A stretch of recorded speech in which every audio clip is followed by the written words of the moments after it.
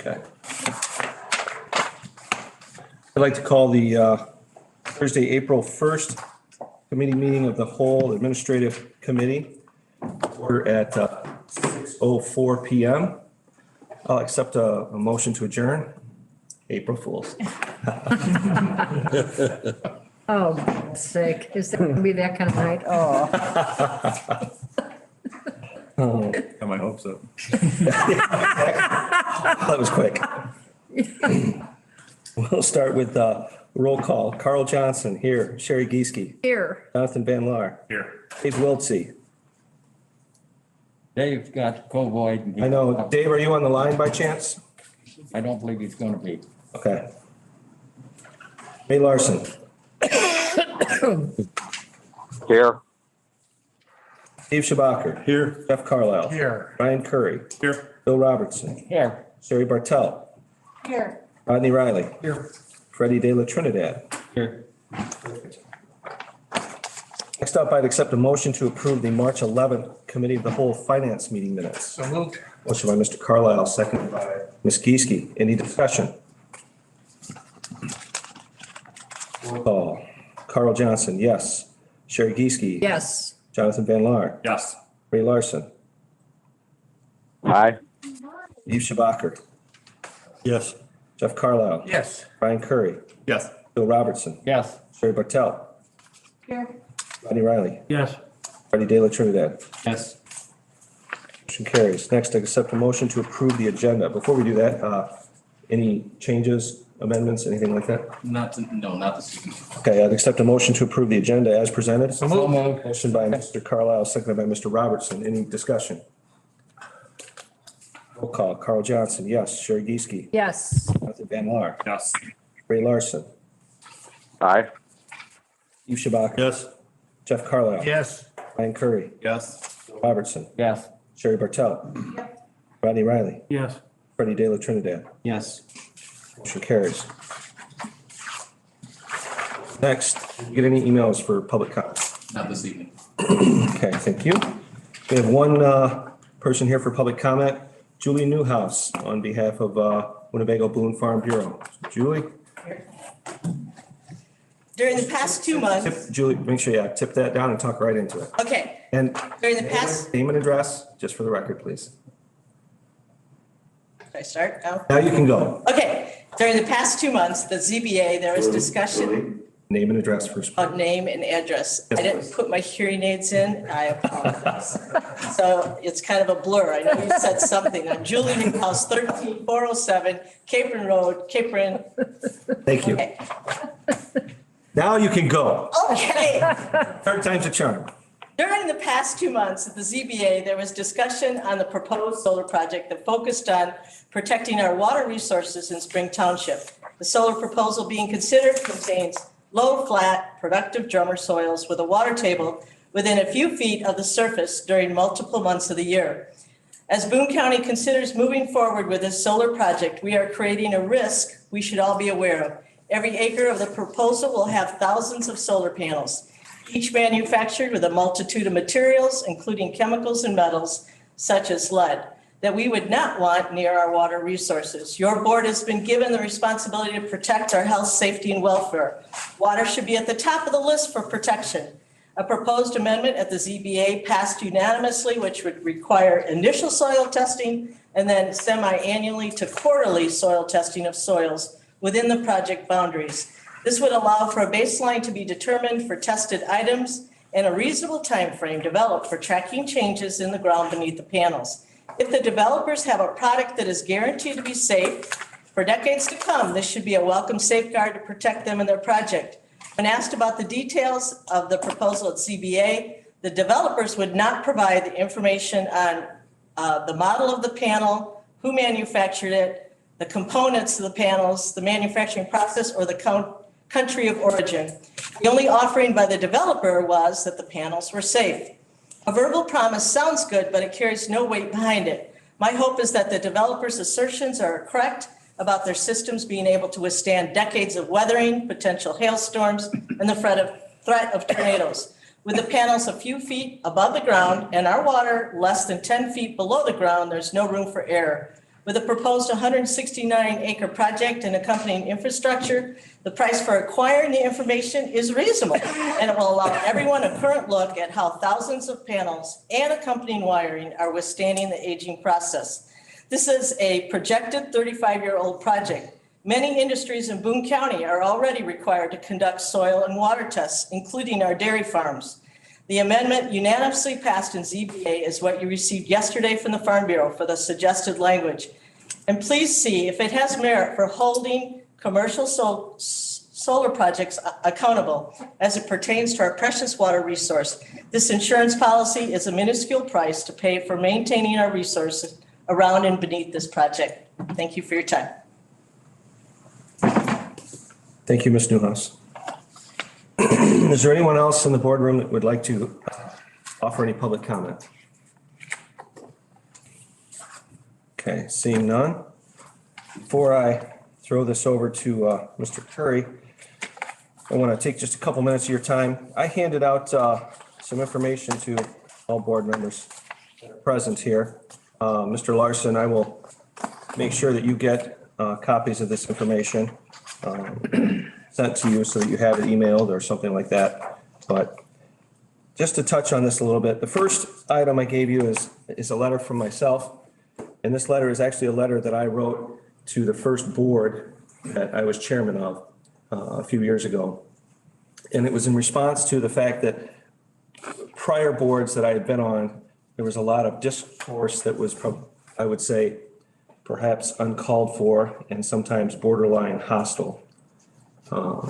And I did not feel, and I still do not feel that's any way for this board to act towards its members.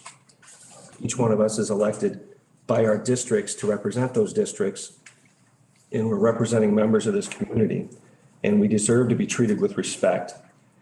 I don't think we need to agree on everything, but I think we need to understand as board members, it's okay to disagree. That's what makes what we have in this country so phenomenal, is we can disagree. We can debate, we can argue, we can be very strong in our beliefs and our positions.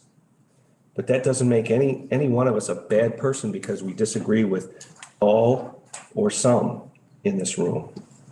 And as such, once we walk out of these doors, please keep in mind that we're all members of this community, this Boone County community. We have family, we have friends, people who look up to us, people who we work with.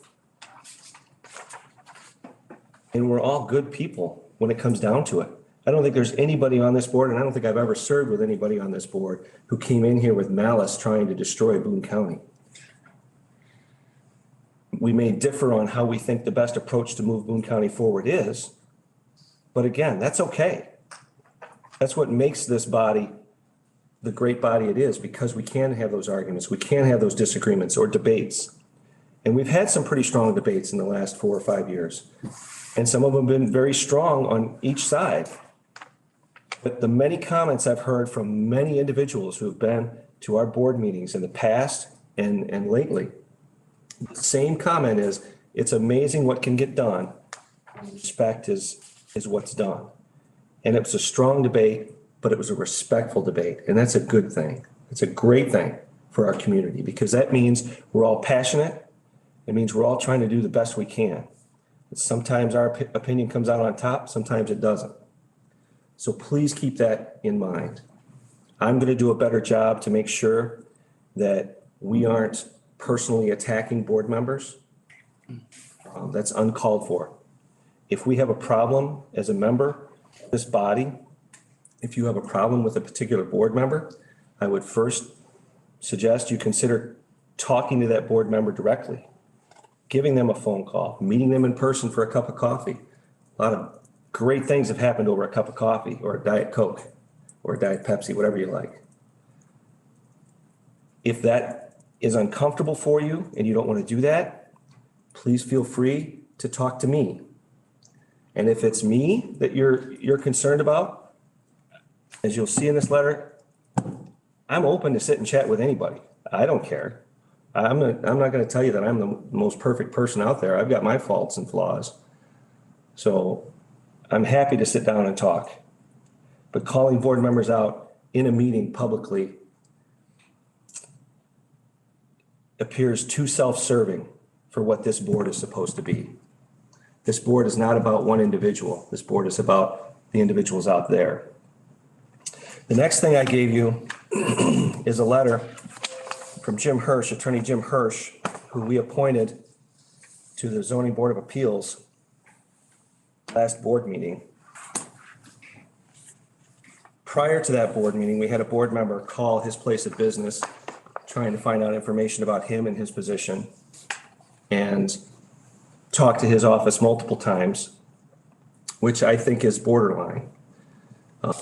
Borderline crossing a line that we shouldn't cross. If we want to call and talk to an individual, that's why you have their contact information, is to call them and talk to them, much the way I do. Many of these people that apply for positions, I've never met before. I'm not a lifetime Boone County resident, and even if I was, still there's plenty of people in Boone County I wouldn't have met.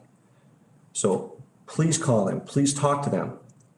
But I would ask you not to call their place of business. These people that apply for these positions have full-time jobs, much like most of us do. And I don't think anybody wants to have their career stunted or tainted in any way because they've applied to volunteer for a position that, if it does pay, it's a minimal fee per meeting at best. Many of these positions don't even pay anything. And to have their place of business harassed is not good for our county. It's not good for getting people to apply for these positions. The worst part is after he was appointed by a majority of this board to sit on that ZBA, a board member called again to his office that following Monday and inquired and harassed, prompting him to resign his position before he ever attended a meeting, because he does not want his position as an attorney or with his firm compromised in any way. I think that is such a sad look for Boone County. We have a hard time, oftentimes, finding people to fill positions. And to have someone resign because they felt harassed by a board member after they'd been appointed. And it's one thing to call that individual directly, but to call their place of business puts their career in jeopardy. That's really frustrating to me. It's frustrating that someone from this body would take that step. It says to me that one voice thinks their voice was more important than the others that voted in favor. And that's not what our democracy is supposed to be. Please consider these things as we move forward. The other thing I want to touch on is this past election cycle, there has been an inordinate amount of negative social media garbage. I'd really like to use a lot more colorful language, but I'll be kind.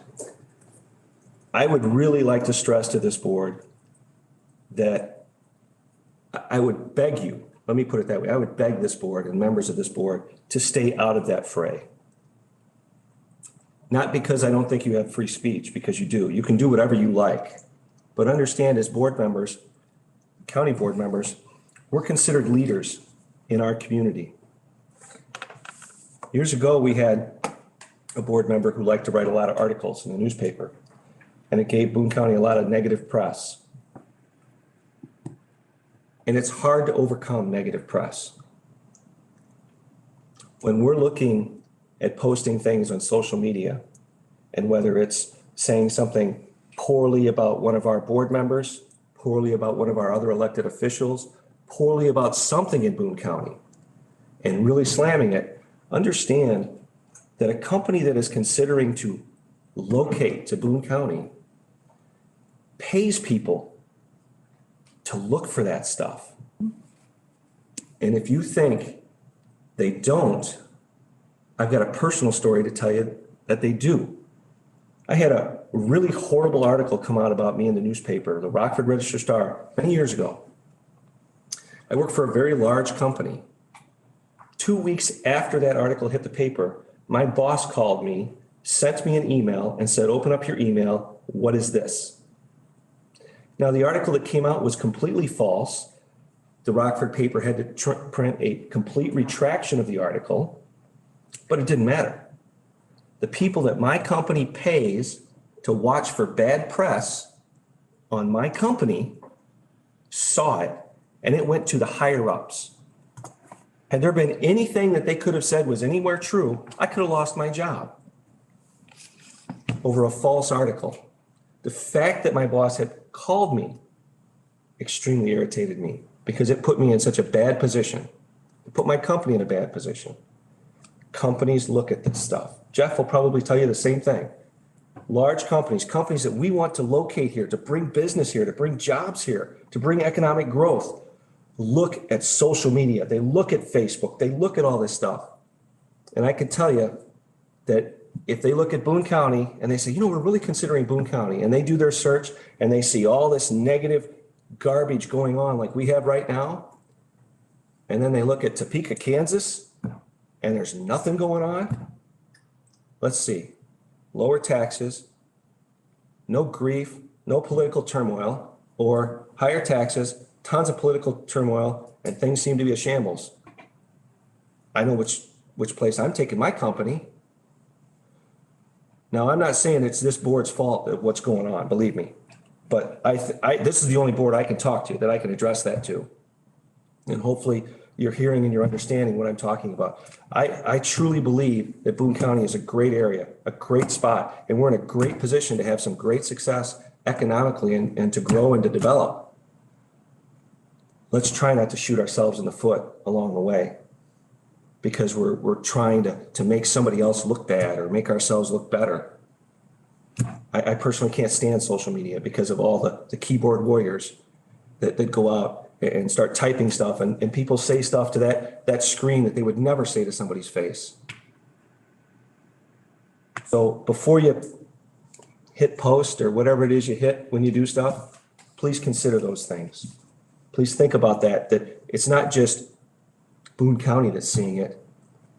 That Fortune 500 company that's thinking about putting that distribution warehouse on, 1,000 acres here in Boone County just read it too. And that might make that scale tip one way or the other.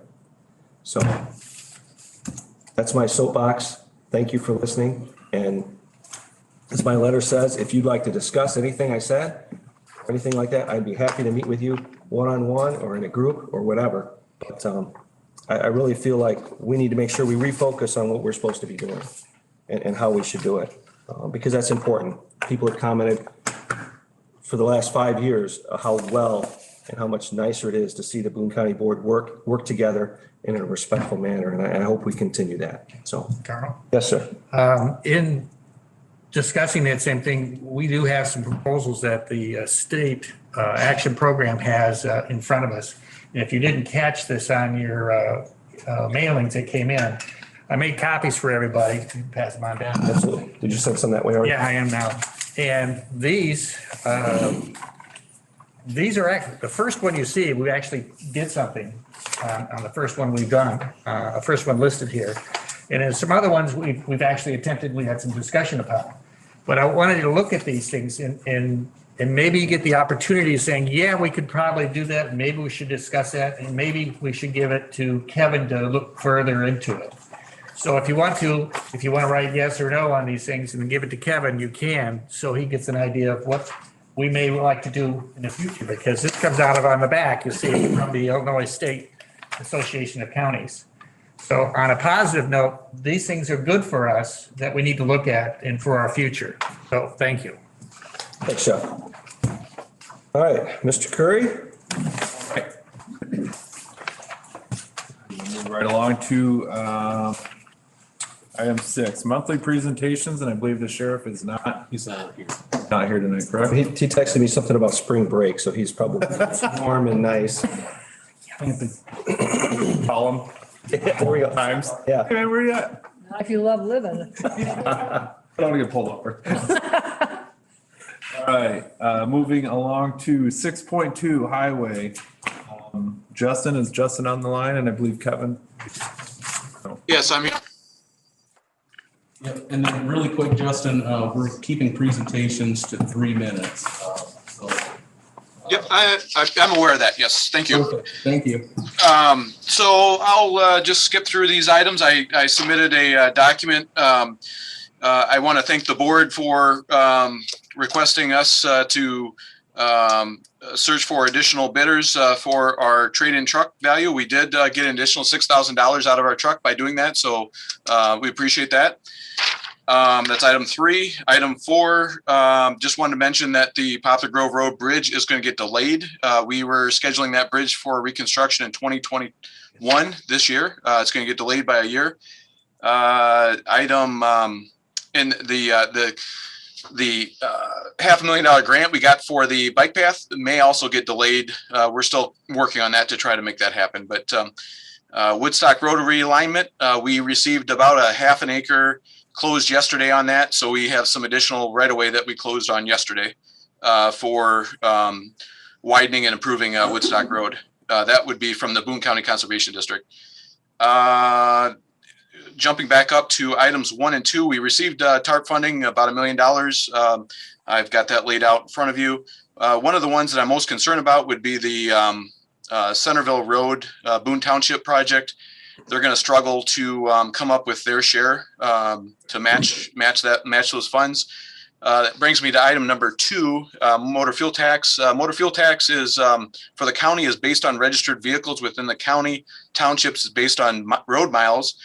And municipalities based on population. So when the pool of money is distributed, that's how it's distributed. So whether Boone County has 1 mile or 100 miles, it will get the same amount of money. Townships have often come to me, and other counties have done some similar things where you start turning jurisdiction over to townships. Generally, townships can do their maintenance of the road a little bit less expensive and are a little more efficient, just based on the nature of a township. Sometimes their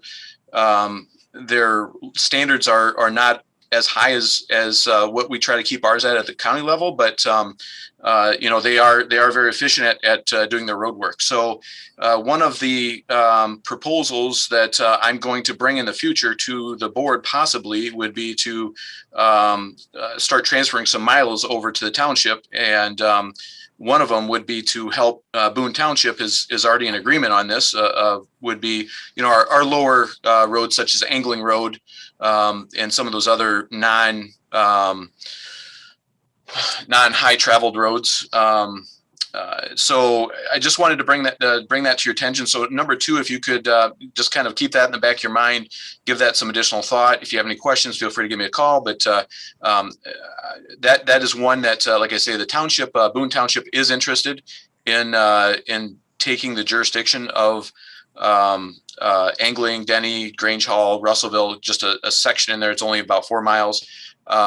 So I may be bringing that in front of you guys, but I wanted to kind of give you a forewarning on that. So that's all I got for tonight. Thank you. Anybody have any questions for Justin? Go ahead, Sherry. Justin, is the delay on Poplar Grove and the Poplar Grove Road Bridge and the South Piscasaw Creek connection, is that due to funding or questionable funding or what? So good question. We've got the funding for the path project that is locked in. That's a little over $500,000. So that's not a funding issue. That's more of a federal funds. So the monies are passed through the R1PC, and then we receive that competitive grant. Because those are federal funds, it is honestly, you question whether it's worth the $500,000 or not. The amount of hoops you have to jump through and meetings and ridiculous questions and conversations that are had is very frustrating.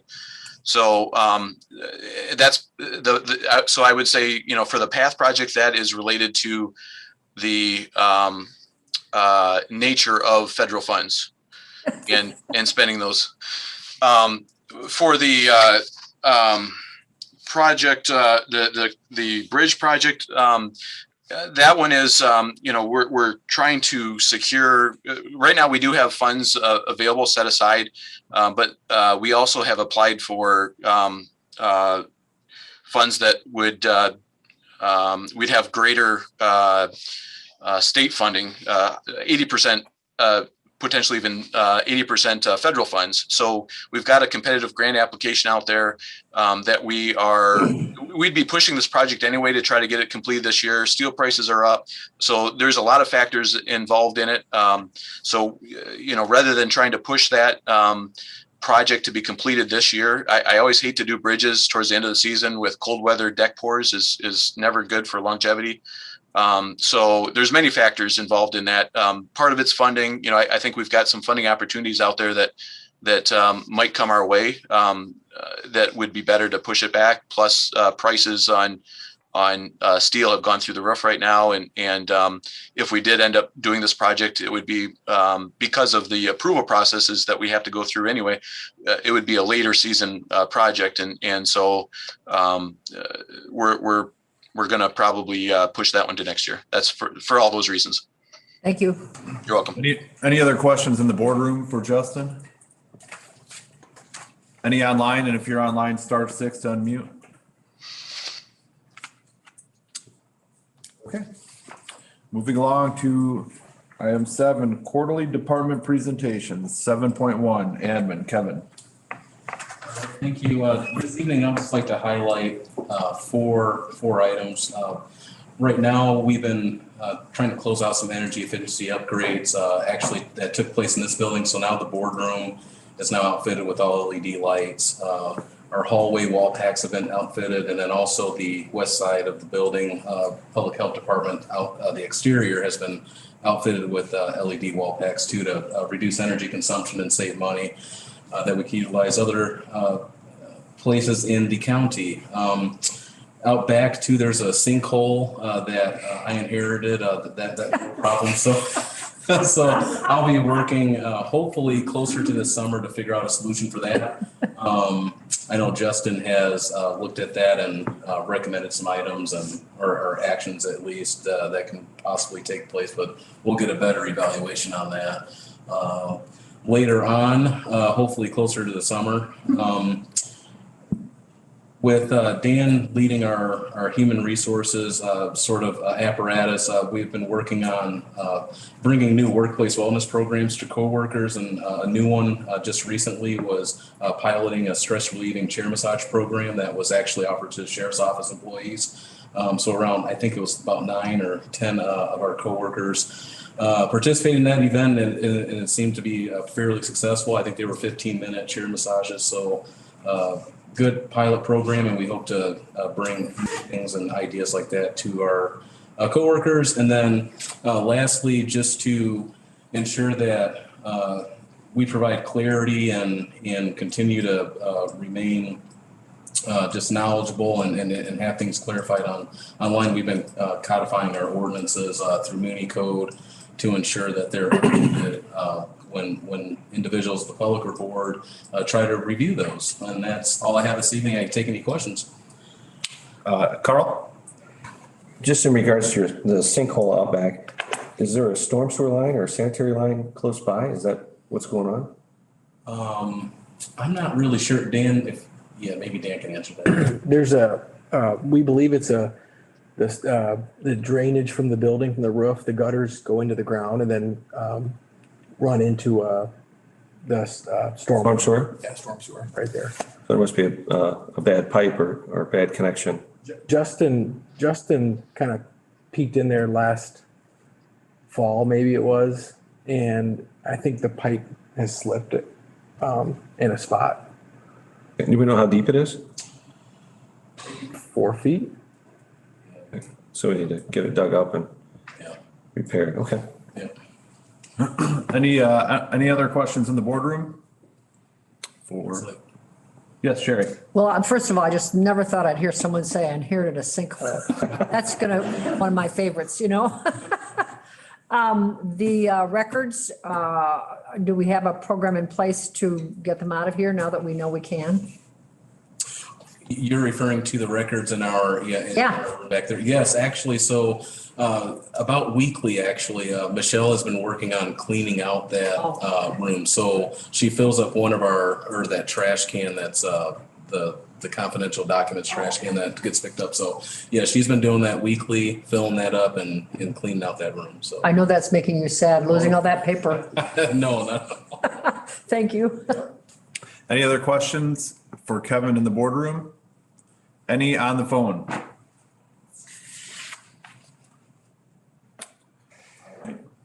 Moving along to building. Is Drew Bliss on? Should be on the phone. Drew, are you on the phone? I am. The floor is yours. Okay, 3 minutes. I'll make this quick. Looking at the quarterly report that I submitted, the March report was run on Monday. The update to that is permits increased to 62, fees increased to 18,000 and change. Year to date would change accordingly. Credit card payments. We love it. Our customers love it. And I can't thank Kevin enough for making that happen. The cloud permit, it says cloud permit software. We have done a tremendous amount of work in a short amount of time to be able to hopefully go live early April. That I'm thinking the second week in April. It's going to be great. 18 new home permits is now 19 new home permits, which will put us at 22 for the year. And for comparison, we did 16 all of last year. Any questions? Any questions in the boardroom for Drew? Yes, Chairman. Drew, I'm sure this is way too early to have any determination, but have you heard any comments from people or seen anything with the removal of the impact fees? Has that seemed to make any difference with the new homes, or too early to tell? I have not received comment or asked for comment on that. My feeling is of those 19 new home permits, only 15 would have been applicable to impact fees. I suspect that those were in the works prior to the suspension of the impact fees. Jonathan? Drew, Jonathan here. Are these 19 new home permits scattered throughout the county, or are they localized? 15 of them are in one subdivision, then the rest are scattered throughout the county. Thank you. Any other questions in the boardroom? Any on the phone? Is it just Ray that's on the phone, online? Okay. Those refer to Ray. All right. Thank you, Drew. Thank you. 7.3 GIS. Tammy? Hi, can you hear me? We can hear you, Tammy. Awesome. Okay. The only thing I really have to say is we went ahead and got some new aerials flown for the county. And as of a few hours ago, I found out they finished flying today. So we will have some nice new photos by the probably by end of summer. But of course, now I just heard there's 19 new homes going up that won't be on these photos. So I don't know how to work that. But that's all I have. So. Any questions for Tammy in the boardroom? Any, Ray, do you have a question? All right, moving along. 7.4 is planning, and Izzy has the mic. Good afternoon, board. Reviewing the first quarter, planning is working on various applications, special uses, text amendments, variances, comprehensive plan amendments. Planning is taking up the lot of record issue with lot of record ad hoc committee meeting started last month and will continue. Looking into the future, we hope to find a resolution for lot of record. Yes. Updating, yes, updating land use applications. They are outdated and need to be updated at this point, as well as possibly creating and addressing policy/ordinance and applications, since we've had an increase in questions and concerns with addressing. And that's it. Any questions? Any questions for Izzy? Any questions on the phone, Ray? Izzy? All right, thank you. And item number 8, written monthly departmental reports and updates. Does anybody have any questions on any of those 16 different departments? No? All right. We will move along to new business. 1 second here. Wait, Yes. I'm sorry. Do we have to do roll call? Yes, go ahead. Can I go back? I saw that Jess is here. Can I ask Jessica a question about assessments? You can. Can you I don't know much about your business, but what is it from a practical standpoint that's going to save money by going to this system that townships, I know they're going to pay in, but what is in the process is going to, where in the process is going to be streamlined? Do you know what I'm asking? Yeah, actually, the software discussion is a new business item. Oh, okay, I'll be quiet. Never mind. Never mind. Why did you You're tell gonna me get the that? answer, I think, is what you're gonna get, so. It's a good thing. All right, item 9.1, can I get a motion to approve claims with the understanding that Carl Johnson abstains from voting on all claims presented by William Charles and Bill Robertson abstains from voting on all claims presented by B. Robertson Lock Service? So moved. Second. Moved by Jeff Carlisle, seconded by Jonathan Van Laar. Roll call.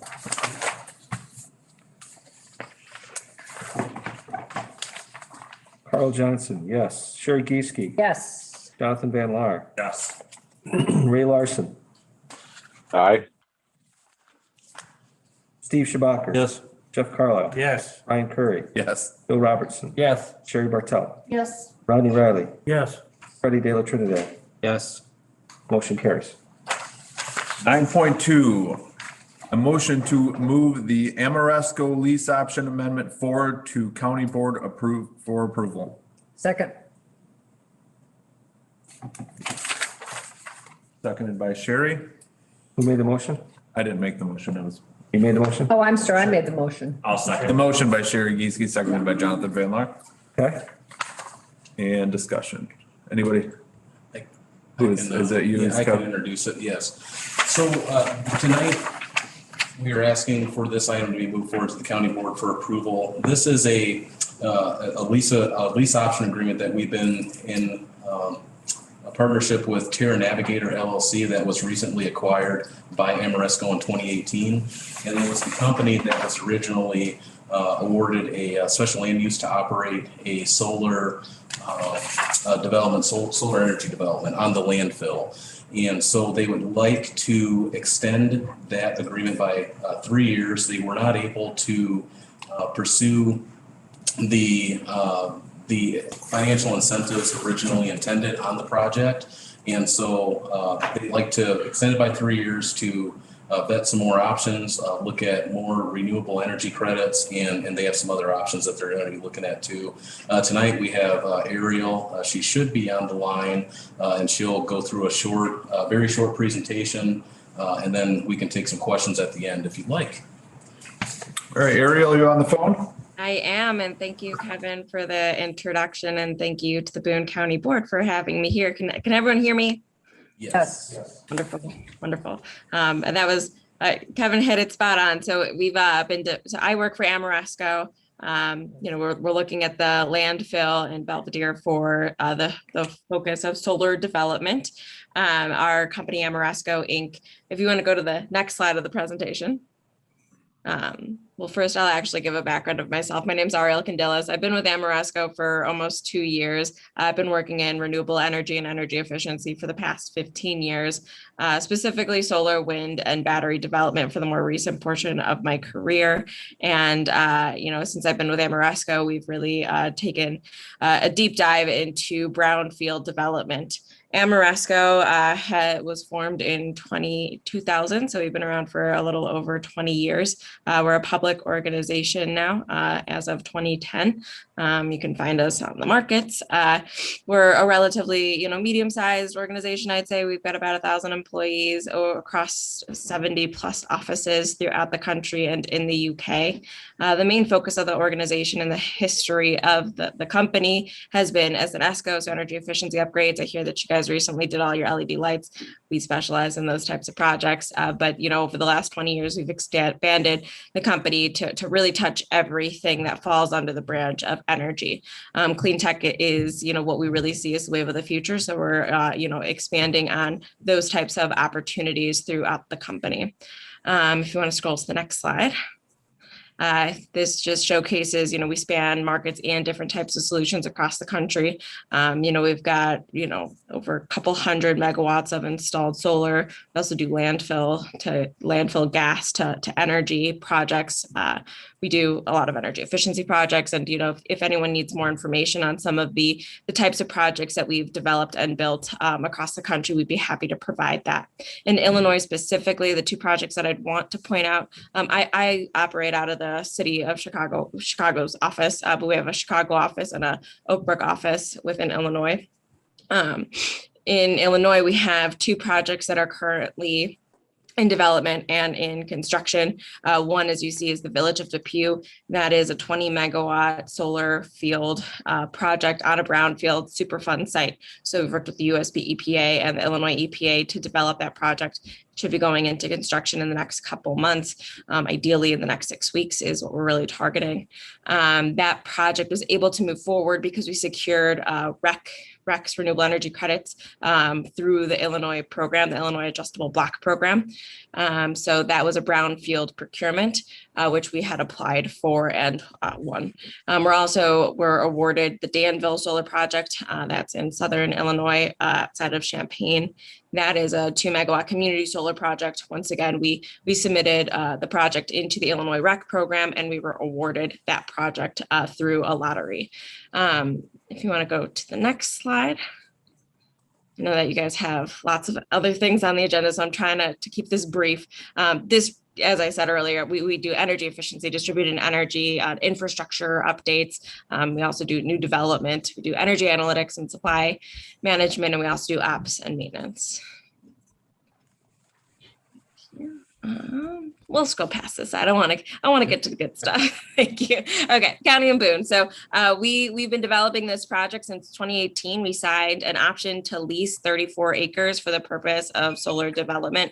The overall property is 100 acres, but we're only looking at 34 for the actual physical solar development opportunity. It's a landfill site, so we're proposing a typical brownfield development, which is a ballasted system. So we do not do any subsurface penetrations because it's a landfill and we have to protect what's underneath. We work closely with the Illinois EPA to ensure that our practices align with their needs.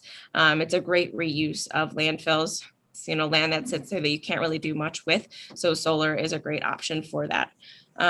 We executed the agreement, and I say we, Terra Navigator, who was acquired by Amoresco back in the end of 2018. They signed the agreement. We acquired all of Terra Navigator's assets, Amoresco did, and some of its employees. I was not a member of Terra Navigator, but I worked very closely with the Terra Navigator folks, so I have a good understanding of this project itself. And, within the last 3 years, what we've, really worked to do is we got the permit, through Boone County. We submitted an interconnection with ComEd to interconnect this facility. And we also, worked with the Illinois EPA and submitted this project into the Illinois Community Solar Program. The Illinois Community Solar Program was completely oversubscribed. There were hundreds of projects that were submitted into this program and only a limited amount of funding available. So it was put up to a lottery. And we weren't selected as part of that lottery, not anything about the project, but just because of limited funds. Since that procurement, the Illinois program has discussed refunding the program, and we're really hopeful that they are going to refund it. There's a lot of talks through the associations that we're involved in, specifically Illinois' SIA organization. It's a local community chapter, a local state chapter for the solar energy industry that, is really pushing for the refunding of these programs to allow the projects that are on the wait list to move forward. As mentioned, what we're working on with Boone County right now is requesting a 3-year extension to that option agreement. It'll give us, we hopefully don't need 3 more years, but that'll give us the opportunity to see if the program gets refunded, as well as start looking at other opportunities to build this project. We don't start construction of a project until we secure offtake. So someone who agrees to purchase the power at a certain price. Solar projects are becoming more market competitive, but in Illinois, with energy prices as low as they are, the RECs are really important to be able to help this project move forward. If you want to scroll to and the picture there, that's the landfill. That's a potential solar layout. The community solar program specifically is a 2 megawatt maximum. So we're proposing to do an east project and a west project. So we're on a wait list to be able to move one or both of those solar facilities forward. Okay, sorry, now you can scroll. Path to building the project. So that's the Illinois Adjustable Block Program. Other commercial opportunities. So Ameresco, through all of our relationships that we have, we've been hearing a few of our corporate customers who are really interested in procuring solar energy within the central state. So we're talking to some of them to find a way for potentially them to purchase the power from the project. And that would help us be able to build a project and, move this forward, pay the lease payments that we would pay to Boone County that have been negotiated through our lease, and also, any taxes that are associated with it. So, even if we go the commercial route for offtake and selling the power, there's many benefits to Boone County that include, taxes and lease payments to financially and economically support the local community. All right. I just put in a couple of our projects that we have done on municipal landfills. So this one's in Massachusetts. We entered into a 20-year PPA for a 2.9 megawatt landfill. That's a similar sized facility to what we'd be looking at here. Once again, if you guys are interested, we have cut sheets of a lot of our landfill solar projects that I can provide to Kevin, and he can circulate to the group. This is one in California. It's a little bit larger. It's 5.3 megawatts DC. And that one is also on a brownfield site. That one is a cool one because we do landfill gas to power as well. So you can do multiple purposes on a landfill to help bring energy to the community. All right, you can scroll to the last slide. That's just my thank you. I appreciate everyone's time. I'm, happy to answer questions, and, as mentioned, happy to provide some additional information, as requested. Thank you. Question from Jeff Carlisle. Yeah, so Kevin, and what I'm looking at is they're going to give us another proposal of numbers and suggestions of what they're proposing. They're going to do their lease, what the project is going to give us in some types of funds back in electrical grids. So they're just not going to overstamp the Terra Navigator thing, and they're going to develop their own. So we have acquired, Go ahead. Answer that, sorry. We've acquired the actual option agreement. So we're using that option agreement and we're extending it by 3 years. So it's the same reps and warranties, the same payment allocations as was negotiated for that initial agreement. So it's an amendment to extend it for 3 years. But we're open to having a conversation, with the community if there's something else that you'd be interested in doing for that. That's our typical path forward that we do with these agreements. But we would love to continue working with Boone County. So willing to have further discussions on what works best for you. Mr. Chairman. I see where Mr. Carlisle is going with this, and I'm in concurrence with him. I think I'd like to see perhaps at least have some discussions on updated proposals and I do have some concerns. We've had this for 3 years and nothing really happened with it. So if we lock ourselves in for another 3 years, how is technology going to change and the economics of the whole situation change? So I guess I'd like to have some more discussions on that whole process before we approved an extension. Not that I'm opposed to it, but I think we need to have some more discussion. That is more than fair, and I'm happy to have that conversation. Any other questions in the boardroom? Ray, you're the only one on the phone. Do you have any questions? No. So instead of moving this to the board, committee of the whole, or the county board meeting, what do you propose? Well, I would suggest that staff get together with them and start working on just having a conversation as to what things could look like over the next 3 years, and bring that back to the next admin meeting if that works for them. You need a motion to table? I don't know that it was, did we have a motion to approve this? Yeah, we had a motion to move it forward to the county board for approval. I do. Would table. I think we could probably just withdraw the motions would be the simplest, or we could just amend it to ask staff to investigate further. Let's do that. Move to amend for staff to make approval. I would amend the motion to ask staff to enter into additional negotiations and gather additional information. If I may, so this actual agreement does expire on the 16th. I would imagine that it wouldn't take Ariel and I long to run through the scenarios.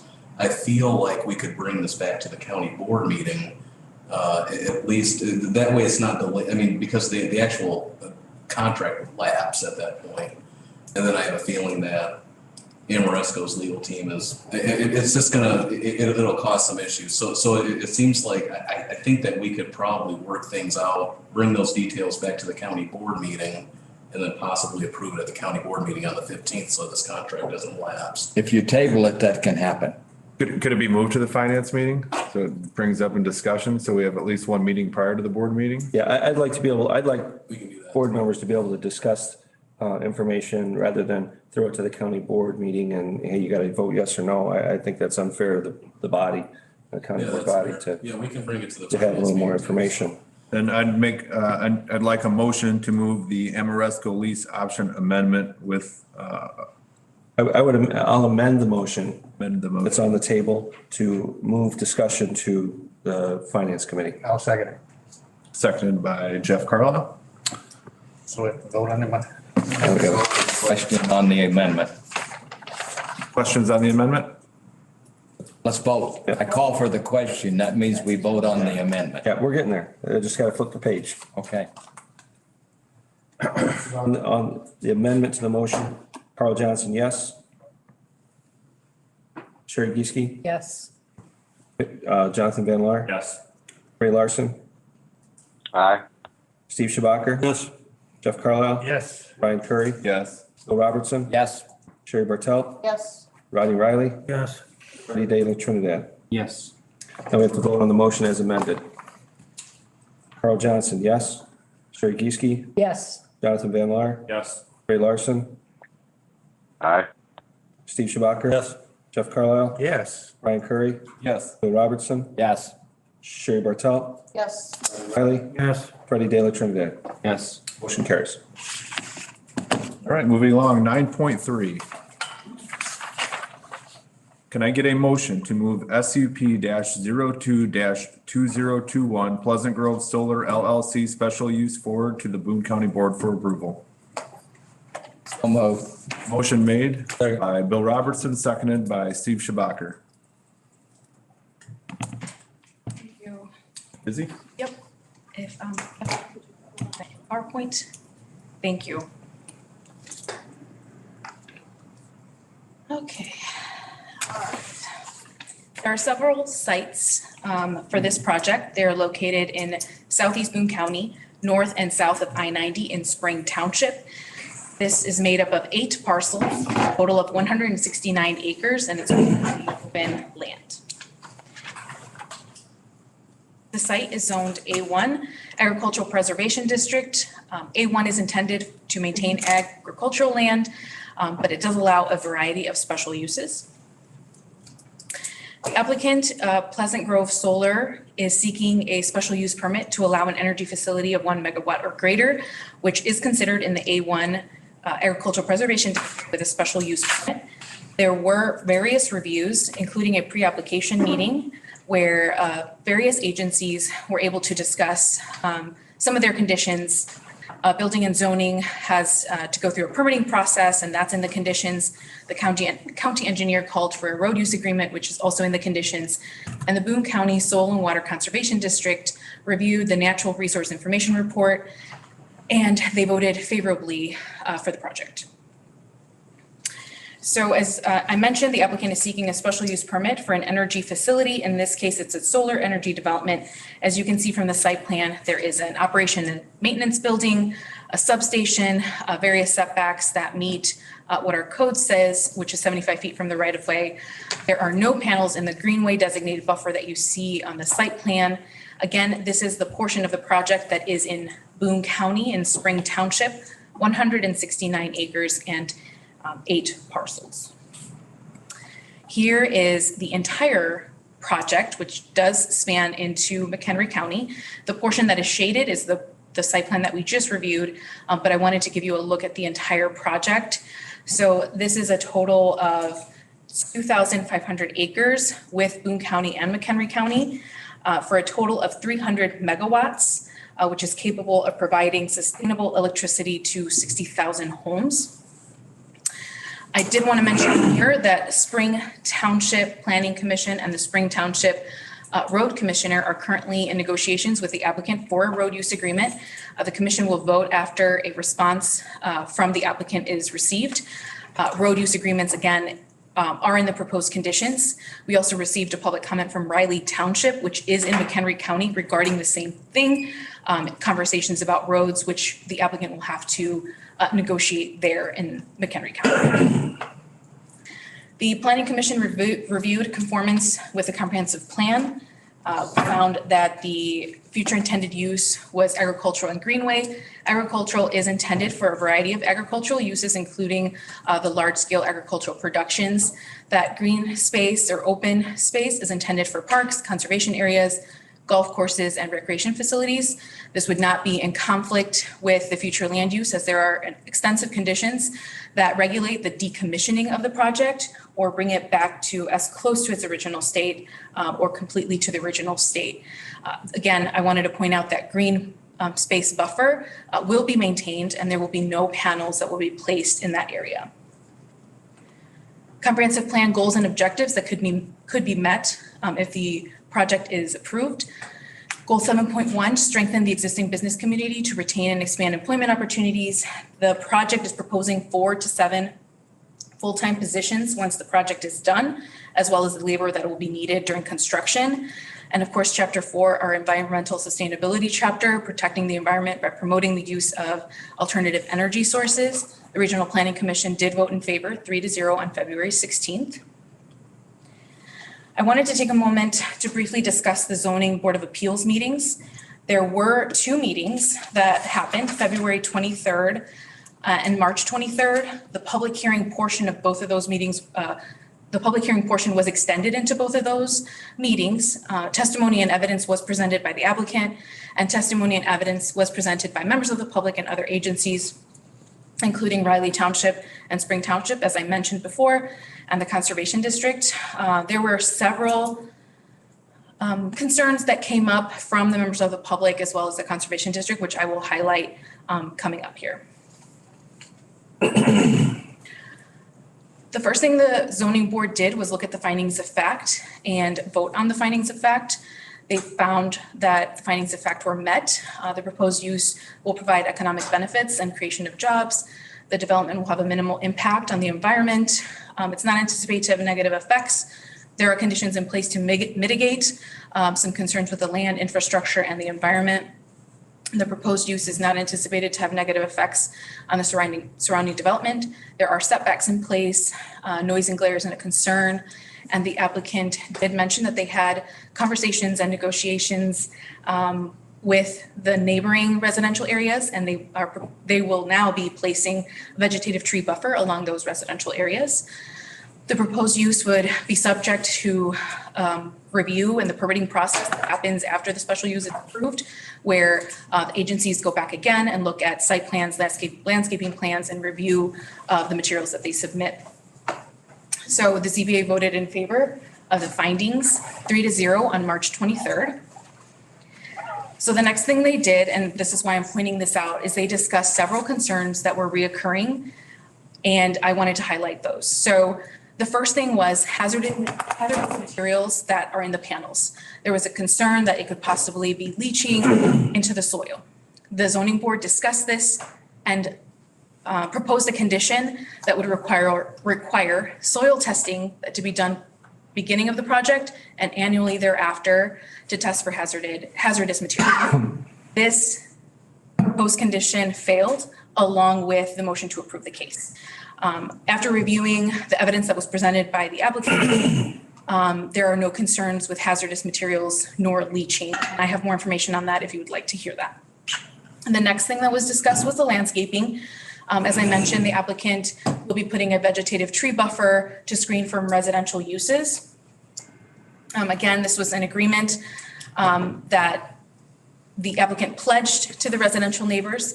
However, the zoning board discussed this and placed it as a condition. But again, this condition failed along with the approval of the special use case. Yes. Izzy, just a question on those things failing. They weren't voted on individually. They just failed because it was a 3-person board and there were only 2 members that voted in favor and 1 member voted against. So it didn't have a full 3-0 approval. Is that correct? So it failed just as a basis of the whole. Yes. Overall. And I guess not failed, but it didn't get an approval. It didn't get approval. So you need to make that clear because I know that the materials that I had on board docs had various conditions. So I didn't want to confuse anyone and I did update that item on board docs. So the conditions that were proposed were 3 and they were together with the motion to approve the case. So yes, it didn't fail because it didn't get that majority. Okay. But I wanted to mention them because they were a concern and they were discussed by the board. The final concern and discussion that happened with the zoning board and it became a condition was decommissioning. The board wanted to make sure that there was assurance to cover 100% of the estimated cost right up front. And again, that motion failed along with the case as we have been talking about. There is financial assurance in the proposed conditions, and that's on page 4 of your packets. I did place the proposed conditions on your desk, and those are the ones that we are proposing to move forward. Those are the same ones that we proposed. Okay. So if you look at page 4, the financial assurance starts with 10% and after a few years increases to 50% and so on. So that portion is in the proposed conditions. So again, to be clear, zoning board voted to approve the special use case with the added conditions that I just reviewed, and that motion failed. It was 2-1. So staff is recommending the conditions that were presented to ZBA because none of the proposed conditions passed. So, and that's before you in the hard copy that I left on your desk. So staff is recommending that those be looked at and moved forward. Any questions? Any questions for Izzy in the boardroom? Jeff? Yeah, I have just, I may know this already, but a quick question. The materials that are actually in Boone County, we're just receiving a tax base on that, is that correct? I'm sorry, we're receiving. We're getting a tax base from that, is that correct? We get some type of taxes on the property and the solar panels and such like that. And this, I probably know this answer already. The electrical grid that it is serving, do we know where that's at? No, not at this time. It is not for Boone County? It's going to the main grid is the only information we have, or the principal grid.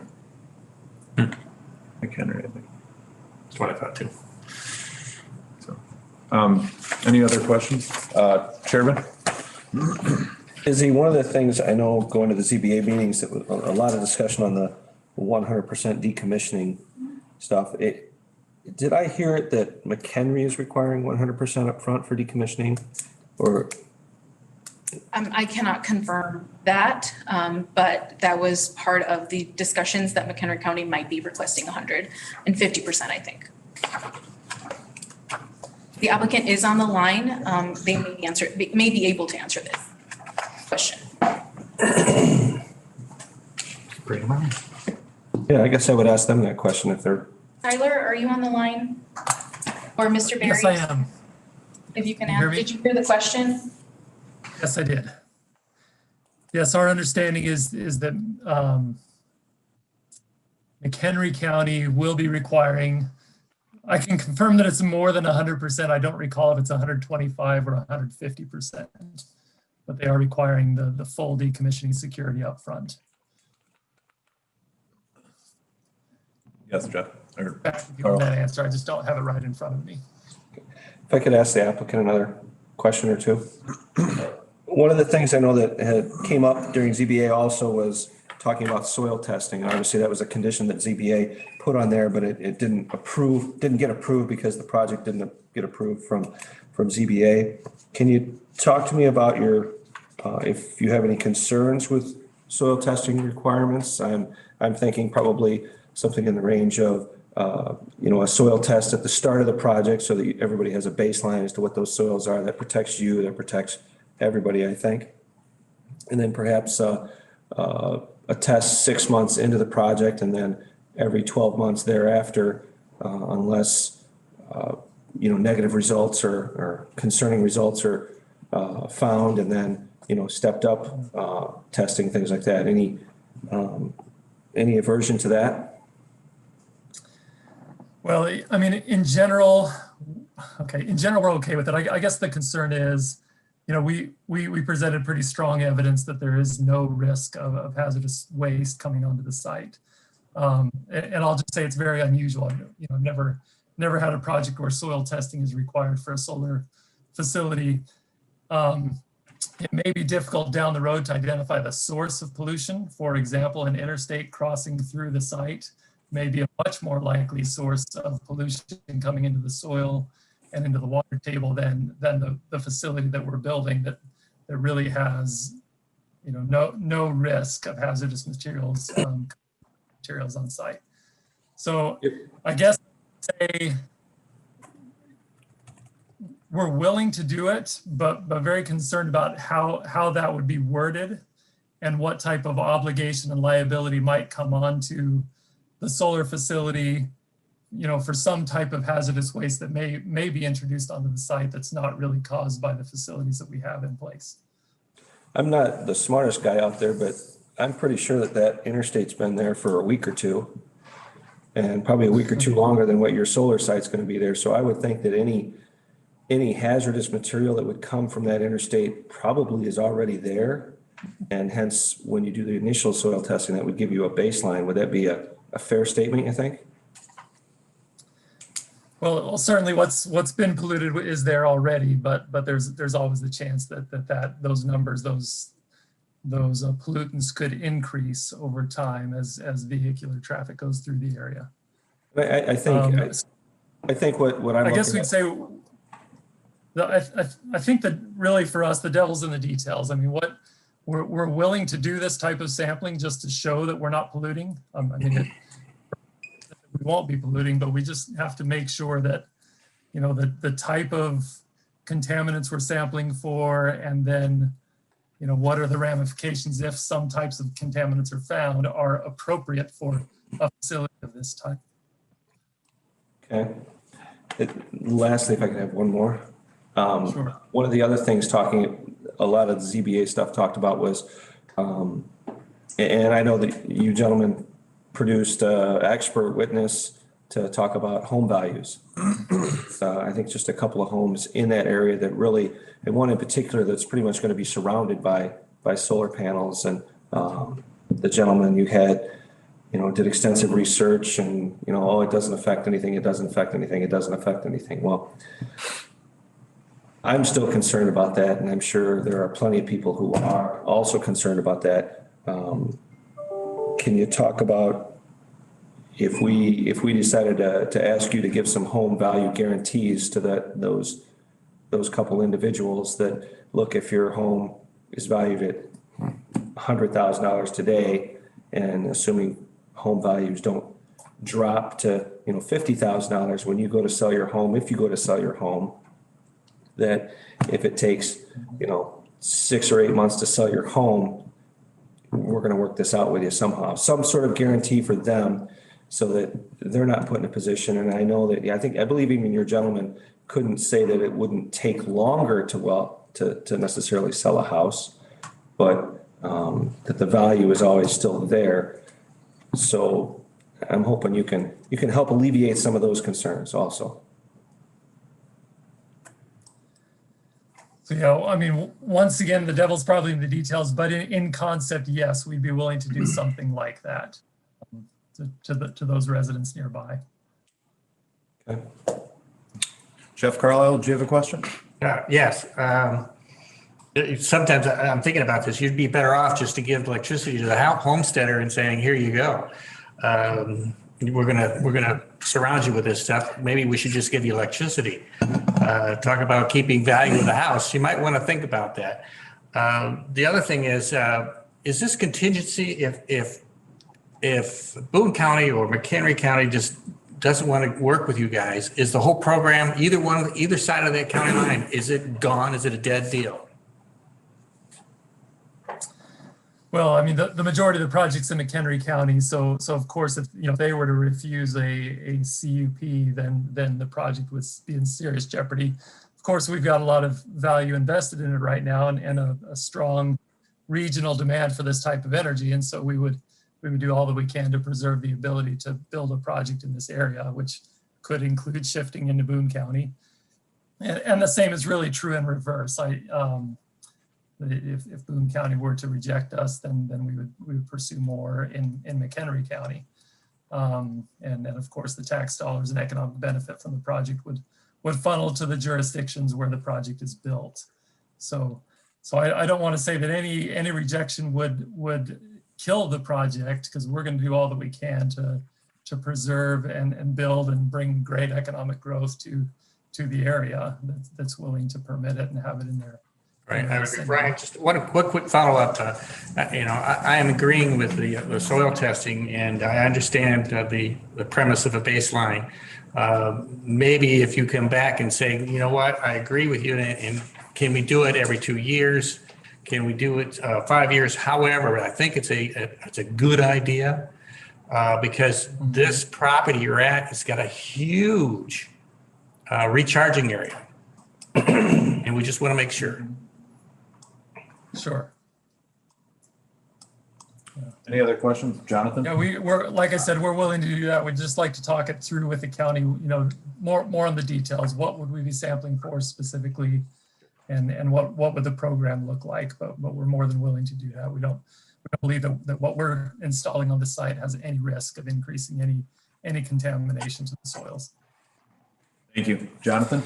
Tyler, Jonathan here. I'd like to go back to Carl Johnson's point. I understand the property guarantee, but I mean, I guess my concern is if the house doesn't sell as quickly. Have you dealt with this in the past? I don't know if you could. I mean, you can't guarantee a sell, but if a property similar to that, if a house similar to that size, that nature doesn't sell because it's next to the solar panels, is there some type of guarantee we can give that? Can you speak a little bit more on that? Well, you asked if we've done that before. My answer is no. That's not a common request. It's not something that I've come across in any other projects. I've heard of that happening sometimes, maybe on a wind project, which does tend to have a little bit more of an impact if those turbines are particularly close to a residence. But we're willing to talk about that once again, if, you know, and by the way, we've spoken to each of the residences in Boone County, every one of the residents near the project. We've had conversations. These concerns have not come up in our conversations with these residents. Now, I've heard that concern from others, including in McHenry County, but we're willing to have those conversations and talk about, you know, some manner to alleviate any concerns along those lines. Have you decommissioned a project? Has your company, has Duke Energy decommissioned a project yet, a solar project? No, we haven't. We've been in the solar business since the early 2000s, and none of the solar facilities have reached the end of their useful life. And that's true of most solar in the country, of course. There's only a few, at least larger scale solar projects that have been decommissioned at this point in time. One last question here. So once these panels are decommissioned, where would they go? We would be recycling everything we possibly could on this site. There is actually currently a solar panel recycling facility in Madison, Wisconsin, that we've been able to identify. So if the site were to decommission today, that's where they would go. Now we anticipate that the solar recycling market will become much more robust over the next 35 to 40 years, as these projects are much more common, become larger in size. We think that industry will grow with it. In fact, we're investing right now as a company in making sure that the recycling is strong and robust for projects like this. So chances are there will be recycling facilities even closer to this. But the major material in this facility is steel, aluminum, glass, and silicon, and then copper wiring. So all of those materials are very readily recyclable. It's just a matter of having a facility that's willing to kind of pull those panels apart and recycle the materials. Sherry? Maybe I've missed it, but Izzy, I see in here that Spring Township was going to make a decision. And I have not heard from them, Okay, unfortunately. that was my question. Thank you. A question was asked earlier. I don't think you were on or available at the time, but this particular solar field is going to provide a power grid for McHenry, or will this be providing electricity to both counties? It'll provide to both counties and beyond. So it's a wholesale project, a wholesale utility scale project, which means it will deliver power onto the electrical grid at the 345 kV transmission line that crosses through that area. So that's a major regional transmission line owned by ComEd. And that transmission line feeds distribution level service in Boone County and McHenry County and in many counties beyond. And so it's like putting water into a pipeline. You can't say exactly where those electrons are going to flow, but they'll flow to the path of least resistance and ultimately served, for the most part, customers nearer the facility rather than traveling, across state or across multiple states to serve someone elsewhere. Thank you. Any other questions, Sherry? Yes, I have a few things I'd like to say. I realize some of you have never been on a solar thing before, and that's why you're asking a lot of questions. And having gone through that before, I hear some of the same questions being asked again. But I do realize that some of you are new. Some of us are not new. And that being said, I don't think there's any reason to require 100% before being built. I mean, they can't guarantee anything like that. And there's absolutely no reason to estimate it on decommissions. We've been through that also before. It's kind of hard to do, but usually it can be accomplished, and there's no reason for doing that. Soil testing, it's there or it's not there, as far as I know, and talking to other people. Soil testing isn't necessary. Solar is not going to bother your ground. It's not going to affect your farming, nothing. There's no evidence that it ever has or it ever will. Also, I feel that this is just another green project that people want to kill. And I think there's one thing we better look at in Boone County. Chrysler's not gonna be sitting there forever. You're not going to be getting your $1 million tax out of it. And we have got to look at another tax base other than Chrysler Corporation. So that's another reason I would vote for anything that has to do with solar. As far as the appraisal on a house, how can you appraise a house now and have it be something then? Because there's so many things that go in with appraising of a house. That is kind of an unreal question. I could sell my house today for a certain amount, but if I didn't sell it for that, sometimes you have to lower it, and I had to do that with one house I was selling. So there is no reason, how are you going to guarantee a price of a house? It's a question to ask yourselves. Other thing is, when it comes to appraisals, everybody's going to have a different opinion on them. But I look at this and the questions are being said that you're trying to kill another green project for this county.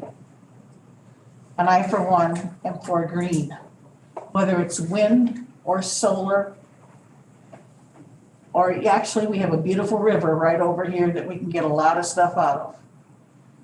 And we aren't looking at that. If we go against this, we are killing a tax base. Like I said, Chrysler might not be there forever, and we're gonna be scrambling for that tax base. Tyler, how much, what type of taxes are we looking at, the county? I believe you presented that, at the ZBA. What type of numbers are we looking at per year? Yeah, for the 169 acres in question here, our estimate, and this is just our best case estimate at this point in time, is about $2.5 million in taxes over a 35-year period coming into Boone County. So, of course, McHenry right now is going to receive the lion's share of the tax revenue. But one thing to keep in mind is if you think about the tax revenue generated on this land, that represents more than a 15-fold increase in tax revenue coming into the county on this 169 acres of land. So that's our estimate this time. Jonathan? So when I was at the ZBA meetings, I believe we cut this down to what the school boards were getting, what the actual county government was getting. Do you have those numbers? Yeah, the school district 101 would get about 1.7 million of that $2.5 million. So they receive the lion's share of it. I'm sorry, is it District 100? I think I was corrected on that. 100, yep. District 100. And Boone County itself, the county would get about $300,000. And then the townships, the Rock Valley College, and each of the other entities receive smaller quantities. So $300,000 over 35 years. So we're talking 8,500 a year or so. I'll take your word for it. I haven't run the numbers, but. All right. Thank you, sir. That sounds pretty close, yeah.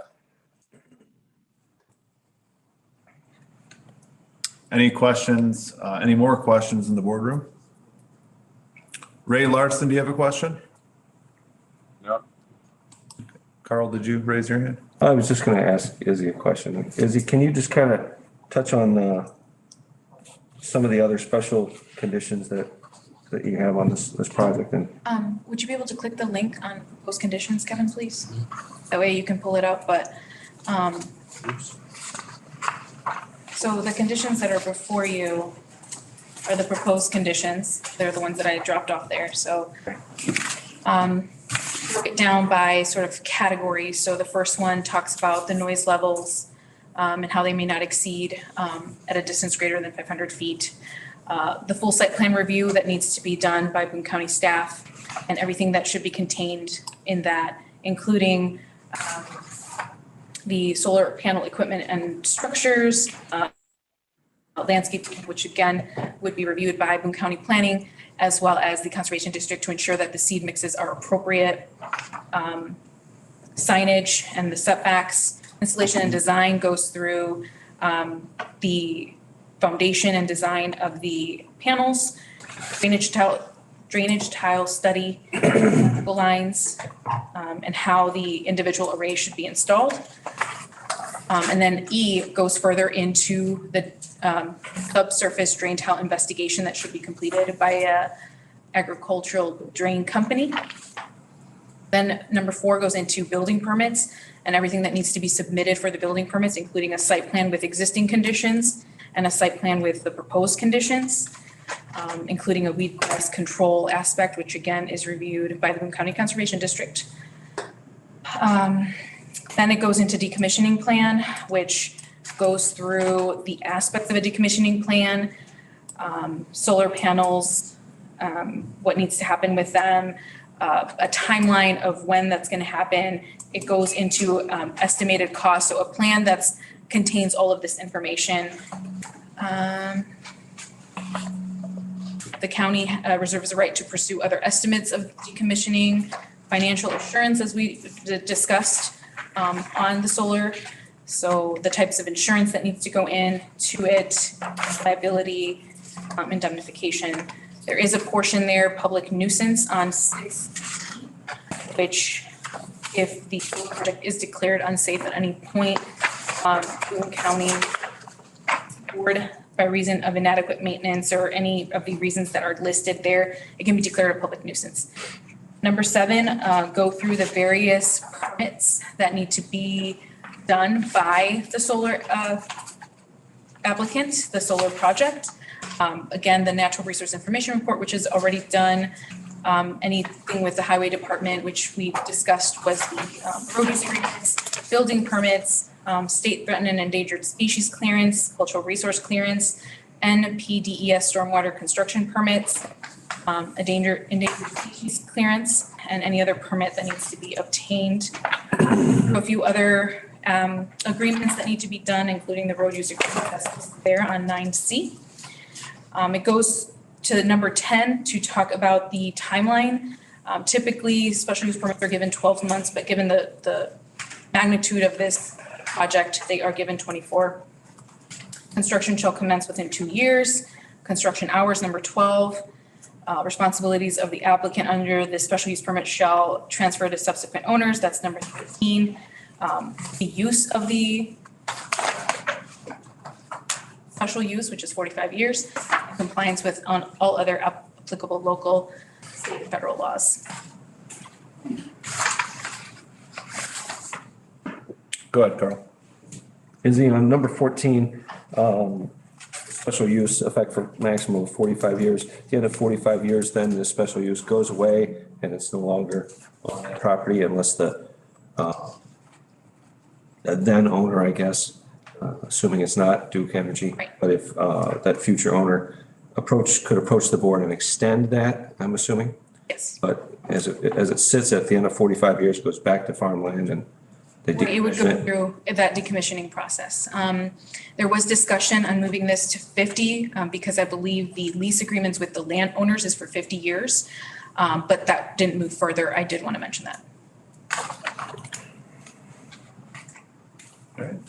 And then Izzy, on the financial assurance, I believe, is it bonds that we require? The way this currently sits, is it a bond or is it a letter? It's not just a letter of credit. Bonds. Yeah, that's what I thought. Okay. I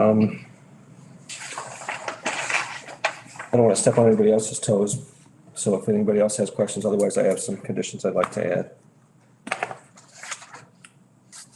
Okay. Shoot. I would move to add soil testing to this special condition. I would ask staff to get with the developer just to confirm things, in the legal jargon, but something in this fashion. The gentleman's asking, what do we test for? So I think that's a fair question but a question that would have to be answered partially by them. So my wording would be something, we would test for any substances included in the manufacturing of the panels or therein contained. And these substances can vary with the different types of panels. So if they change panels and they go to a different panel of a different manufacturer with a different makeup, then obviously they would need to test for varying things that are included in the makeup of those panels. If it's lead, if it's magnesium, if it's whatever the chemical of the day is, that's what we're looking for. I would suggest initial testing at or just prior to groundbreaking, with a second test 6 months after completion of installation, and then follow-up tests every 12 months thereafter. If no issues have been reported after 3 years, then I would suggest a test every 24 months thereafter.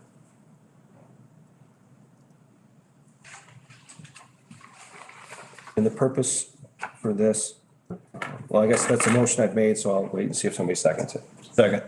I could just say, I understand our colleagues' comments, and I am certainly not against solar by any means. I know that this is a concern that has been brought up. I was at the ZBA meetings when this was discussed. This is a big concern of a lot of people.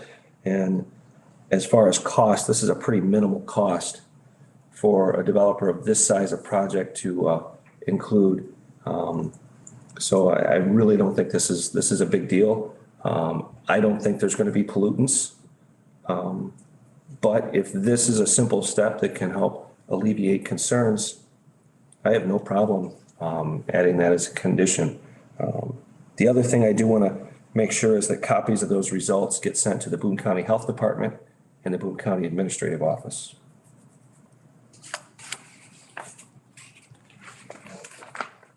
We would need to vote on that, yes, the condition. If there's, you have to have other discussion. I guess the extending out to 24 months gets me a little bit concerned after the 3 years. Just because if you are going to have seepage, I feel like you're going to have that once the panels break down in the sun. So I feel like that's going to be out several years. I don't think they're going to break down right away when they're brand new.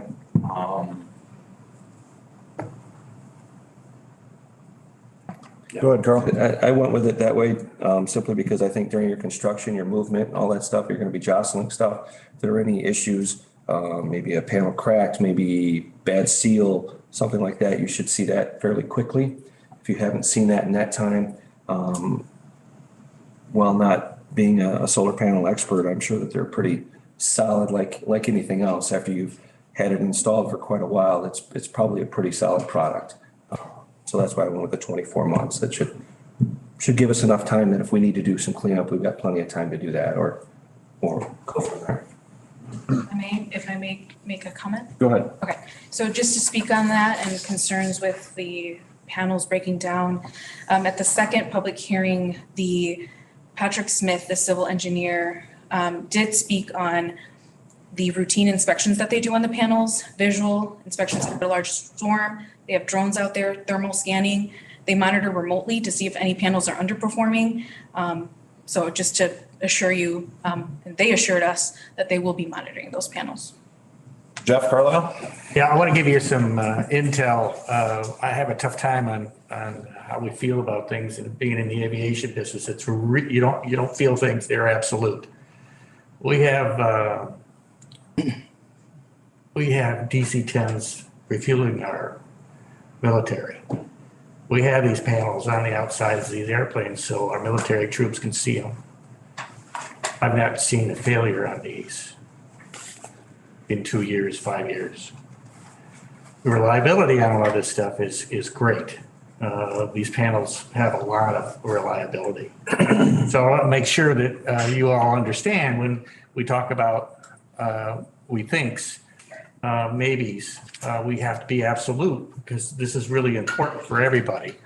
That's why we did this years ago when we first had the solars coming in and we asked these questions. We asked. It had to be absolute. Because we have property that's very important to us. Jonathan, I agree with you, it's something we don't know, but a lot of it we do know. And there are some absolutes there that we should, that they should be able to give us too. If they had an instance, have to tell us.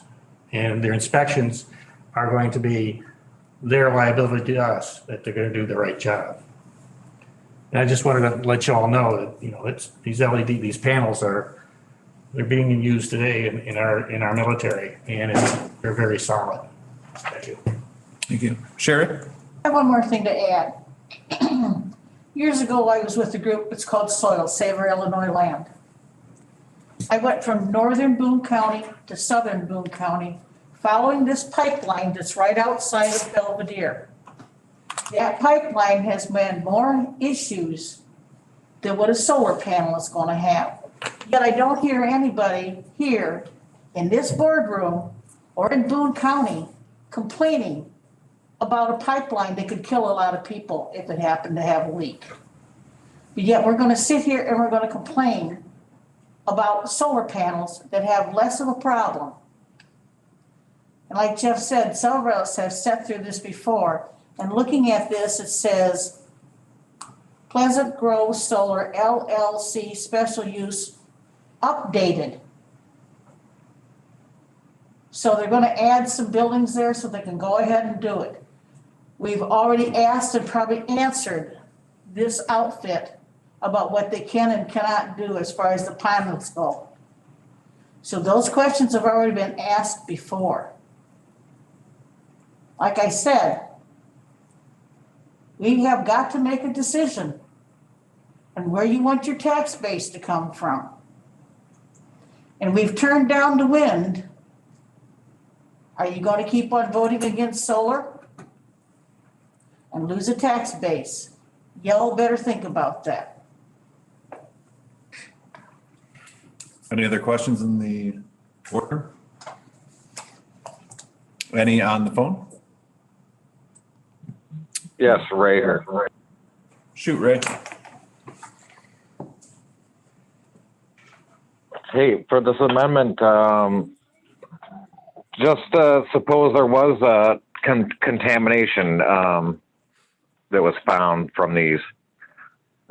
Does the county actually have authority to take any action on that, or would that be under the jurisdiction of the Illinois EPA? Maybe EPA. I mean, I guess it depends on how you write the condition, and if you're in violation of it, then yes, Boone County could proceed to revoke the special use permit. Again, there's a 6D. If it's declared unsafe, it becomes a public nuisance, and then the board can take steps to make the special use permit void. And the other thing too is depending on the contaminant, it could fall under the IEPA. So I don't want to rule out that that also is a possibility depending on what may be found. It could fall under their jurisdiction as well. And just to point out, there are levels that are acceptable according to the EPA, according to environmental agencies. So keep that in mind as well. There was 2 chemicals that were brought up frequently, lead and PFAS, that were brought up as concerns. And at the first public hearing, there was a question under oath and testimony about that. If it would help, it's just so that you guys can hear that question, I can read that. Go ahead, Chairman. Thank you. Izzy, that really is a fantastic point to keep in mind. And I want to make sure that the wording that I came up with is strictly a guideline, and I'd like staff and the applicant to work on, wording that's appropriate, because that is a very valid point, that there are acceptable levels of metals or chemicals or whatever. And there's also many things that are naturally occurring. So we would need to monitor that as well. That's why I think a baseline, if we do this, a baseline test is really important. I think that helps to protect the applicant as well. Sure. I want to go back to something Jonathan started talking about before, and that was the taxes that we will, the tax revenue that we will find. Somewhere that list is out there and I can't find it. But I'd like to have somebody take a look and see where it is and let's see it again because your breakdown, we're talking about $8,500 a year. And I think Tyler said this was 15 times more than what we're getting now. So I think I'd like to see those numbers. Yep. Thank you.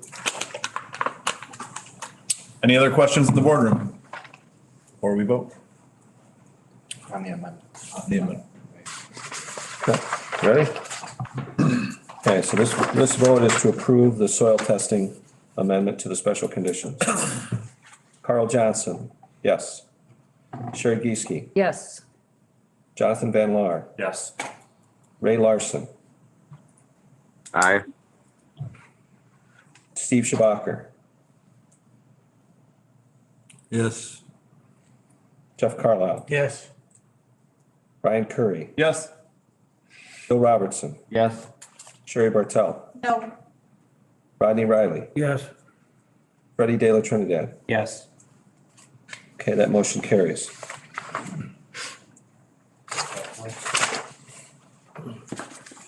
To add a condition for, I know that the applicant has talked with the surrounding homes and homeowners, and they've, made a commitment and a pledge to put a vegetative buffer. And I mean, no disrespect to Duke Energy, I'm sure they're a fine company and an honorable company, but we've had many people come to us and say, well, we're gonna do that.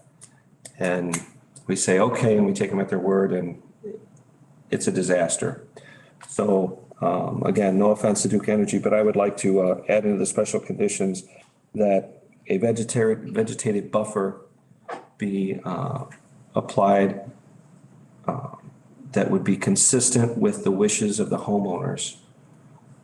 And I say that because I don't want us to say we want a 10-foot high buffer, with this kind of tree and that kind of plant, and the homeowner may not want that. They may be fine with a couple of trees, they may be fine with whatever, but I'd like them to do something that's consistent with the wishes of the homeowner. And maybe they don't want anything, so that would be fine. But I think it needs to be in the special conditions. And again, not that I think Duke Energy will walk away and not do what the homeowners are hoping for, because I think they want to be good neighbors. But I've seen too many companies or individuals come in and ask for a special use and then go against what they've told this body, and there's nothing we can do. So I would move to add that to it. what Carl is talking about as far as a buffer. I have a second. I made a motion. We need a second first. Second? Can I get a second to Carl's motion? I'll second. Seconded by Sherry Geeske. All right, so that's a motion and a second. So now you can discuss. Okay, what I'm gonna say is this, we went through that a couple of years ago with Plody, and every time Plody changed or did something different with their buffer, there was an issue with the landowners. Now I have heard from a couple landowners, they don't like the way it is, because the weeds aren't here, and the weeds are there, and the weeds aren't here, and the weeds are there. And I get these nice little calls about the weeds on their buffer. So I think the best thing to do with the buffer would be get a drawing put up by them as far as what's it going to be, and then there would be no question and no comebacks on it. Because I don't think any board members want to get calls about what the buffer looks like. Good. I'm okay with doing that. I just think something needs to be in this special conditions that says they have to do something that's consistent with the homeowner's wishes. And if we put that drawing needs to be submitted and signed off on by the homeowner, needs to be submitted with their application for permit or something like that, I have no problem with that. Does that sound like something you're thinking of, Sherry? Remember when we went through with Plodies? Oh, yeah, that's exactly. I know what you're talking about. I'm still Yes. getting calls, I'm getting pitches on it, so Absolutely. if we're going to do something, let's do it. This is what it's gonna look like and this is what it's gonna be.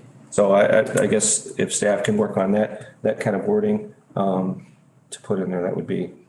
Do we have to vote on that again, or, go ahead, I Tricia. just wanted to say that we should probably define what homeowners are, you know, immediately adjacent. Contiguous. I don't know if there's a few Yeah, houses. I would say those contiguous with the, Project. project, I yeah. know that, and I can work with the applicant, but they mentioned any residential within 500 to 700 feet of the project. But I can work with that. Just keep in mind some of the language that has been brought up. Yeah, that would be fine. So that's fine, because could open it up to, Well, yeah, they don't need to be putting bushes around the entire county. I mean, those that are directly affected by the project is what I'm thinking of. And those that I'm sure they've talked with, they've worked with and are on board with the project, but. Bill Robertson? So shouldn't there be a stipulation that they maintain it as well? Since it sounds like Plody isn't maintaining their buffer. No, they are. Are they mowing? They wanted, what happened was, is the ground started giving away. And they put a special type of stuff on there so it wouldn't give away. And that special type of stuff that they put on there so it give away does not have to be mowed. It's a prairie type grass Prairie kind of type thing, yeah. grass. So, yeah, it's, Don't mow prairies. It's a non-win situation, Bill. yeah.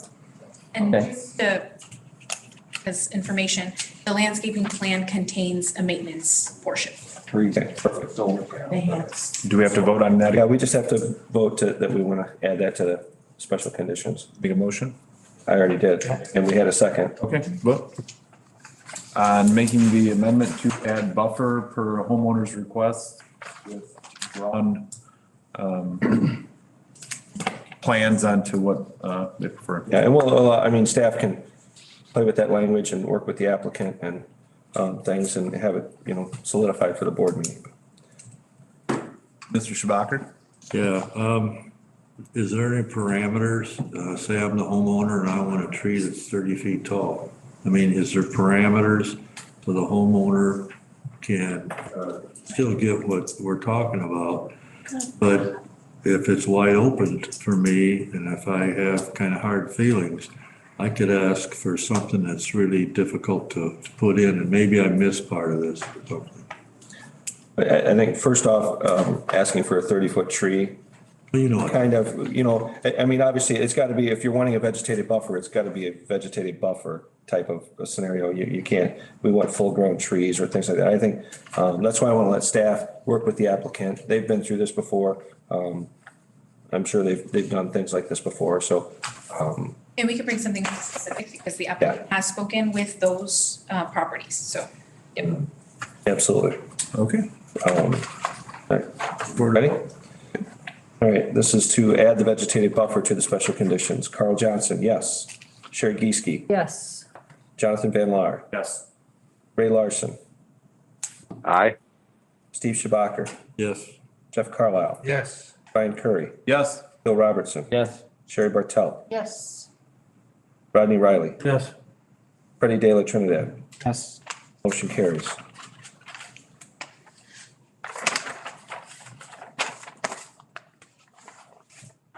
Ask that we add a home guarantee to this project. To the, I think there's 2 homes that are really affected, is that correct? To those. I'm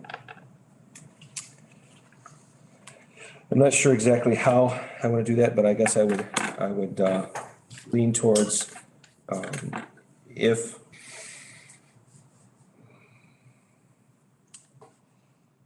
the affected homes for the current owners, I guess I need to make that clear, so that if somebody were to purchase their home after this project is started, then it doesn't stay with the property. It's only for the current owners of these 2 parcels. In that if they can show that their house has diminished value as compared to similar properties in the county. They don't maintain it. as determined by, independent appraisals. And I would let the applicant get an appraisal and the homeowner also get a separate appraisal. And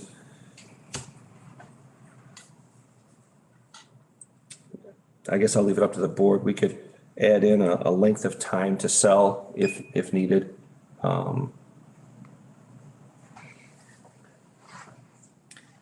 But I'd like to see something in there for those two properties, in particular, especially the one that's completely pretty much surrounded by the project. So a motion made to amend, add literature in there for appraisal of home and stipulation as to guidelines to sell by a certain date or. I'll second that. Seconded by Jonathan Van Laar. Sherry? I think that's really unreasonable because the simple reason, some people might not be maintaining their home. It might have been worth so much when they came in there. It's not gonna be the same when they go out if they don't maintain that home. Besides that, like I just said, there are so many variables in what a house is worth at this point in time, what it's gonna be there. I think that is an unreasonable request to put on this solar outfit. I mean, if we're gonna start, okay, let's say, oh, we have to have this on there. Okay, now we have to have this on there. Okay, now we have to have this on there. Okay, now we have to have this on there. And you keep putting on all these stipulations. It's like saying, hey, we really don't want this project. We're just gonna stipulate you to death. And I do not agree with putting a stipulation on there about how much a house is worth now and how much a house might be worth when they want to sell it. That's a unreasonable request. Chairman, if I could just clarify, I don't, to be honest, I don't care what the house is worth now. I'm only concerned with what the house is worth when they try to sell it. So if, I'm not interested in an appraisal now or anything like that. I'm interested in when they go to sell their house, if they let their house run down and become a dump, then when they go to sell their house, it's gonna be compared with other dumps throughout the county. And that's what that basis will be off of. Not what it is today versus what it could be in 5 years or 20 years. Just if they want to sell in 10 years, then in 10 years, if they go through appraisals, they try to sell their house and they can't sell their house, it's, based on all the appraisals and everybody would agree that it's a $150,000 house and they just cannot sell it, then that's where that guarantee comes in. But again, if they make huge improvements or they let it go to waste, if they let it go to waste, then that's their fault. And, there's nothing they can do about that. That's not the applicant's fault. And that's why I think two independent appraisals would help the applicant and would help the homeowner. But I don't want to compare it what it's worth today and is it increasing or decreasing, because you're exactly right. The home market can go up, it can go down, it can stay stagnant. Who knows? And we all live in $1 million mansions if we can sell them for that, right? But, it's all what's reality. So just to clarify, I'm not interested in what it's worth today, just when they want to sell it. Mr. Carlisle? I understand both points here. What can't be substantiated is the scale of economies during any period. And to have a globe out there that we're going to guess upon is not reality based. We have to substantiate scale economies if this is what we're going to do. Because if it's a dump in this area and you try to compare it to a dump in another area, that other area may have a higher scale of economies. You can't do that. So this is a very slippery slope that we get into when we get into these type of things. I want to caution everybody, if you can't substantiate it, you can't vote on it. So, to let our staff to say, hey, I want you to try to do something here, that's a tough deal to do. So I really want to warn everybody, if you're going to substantiate it, you've got to have the scales of economies, you've got to have some things set down. So be careful when you ask for this. I agree. And the problem I see is if I buy a house today and it's in this dream location that I love, and then a water reclamation plant gets built 38 feet from my property line and now nobody wants to smell what's moved into my neighborhood.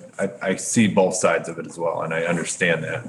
But if a solar farm that's surrounding a home is not something that's gonna make difficult, I can see that side as well. So, I mean, and I understand what you're saying. It's tough to label and get precise reactions of who comes in there to look at that house and like, well, I'm not buying that one. You're taking a word against that. So I don't really know how you would word that, but I see both sides of it. Sherry? You can look at it as being an advantage if you have your house surrounded by solar, at least you're gonna have peace and quiet. Sherry? I must agree with you, Ryan. This is something that's very subjective, but I have a question. Those homes, there's two homes, are those homeowners on the receiving end of revenue for this, leasing this property? Oh, they are not. They're not part of the project, right? Okay, so they're not going to receive any revenue at all? No. Okay. So I still think it's very subjective. I can see both sides of the issue too. I thought if they were getting revenue, that offsets any loss they would have if there was a loss there in their building, but, Jonathan? But isn't that the appraiser's job? I mean, that's his due diligence, right? If he does his due diligence, I mean, Jeff Carlisle made if you have a dump in one part of the county and then you go to the opposite part of the county, you find another dump, there may be issues where, they're not in the same place. One may be valued more because of the location, but that is technically the appraiser's job to get it done right. And if we have the solar developer has, appraises those buildings, if we have the property owner of those houses appraise those buildings, right? So we have two different appraisals. Can't we, I would seem like we should be able to come to an agreement. Yes, I don't think it's the idea of how precise that agreement is. I think it is opinionated on some sort or a level, but Sherry? yeah, it's just, I agree with you. It's just, I understand what you're saying, but it's just so subjective, and a secret that nobody wants to talk about is the real purpose of an appraisal is to get a mortgage, or get financing. So that's going to factor in also. So I'm not sure. I mean, it'd be wonderful to be able to guarantee these folks this, but goodness. Chairman? I'm going to ask a question, I guess, of the fellow members here. Would people feel more comfortable if we, rather than voting on this, adding this special condition tonight, let staff take a look at options and possible wording, take a look at that and maybe bring that back to us at the board meeting? Yes. So in that case, I'll withdraw my motion at this time. And Sherry, I think you seconded it. I did. So you withdraw your second? Yes, I do. Okay. So the motion and second have been withdrawn.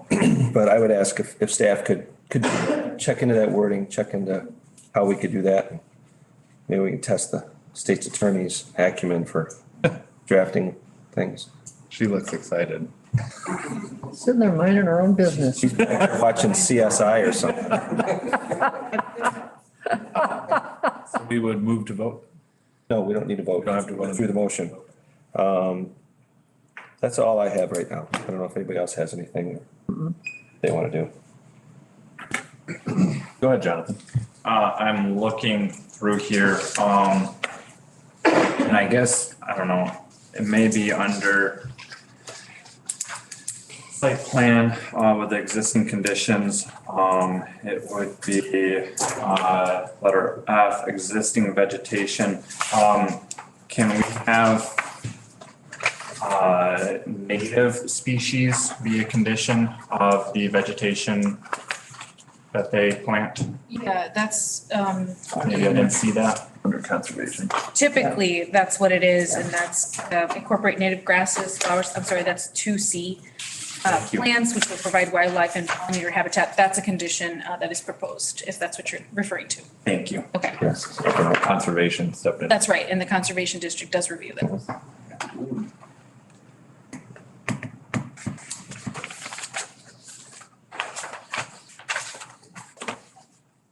Other questions, comments, concerns?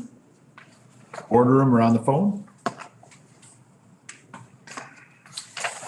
So we have to vote on the project as amended, I guess. This vote would be for the project as amended with the two special conditions at this point to send to the county board. Carl Johnson, yes. Sherry Geeske, Yes. Jonathan Van Laar, No. Ray Larson, Aye. Steve Schabacher, No. Jeff Carlisle, Yes. Brian Curry, Yes. Robertson, Yes. Sherry Bartel, No, Rodney Riley, No. Freddie De La Trinidad. No.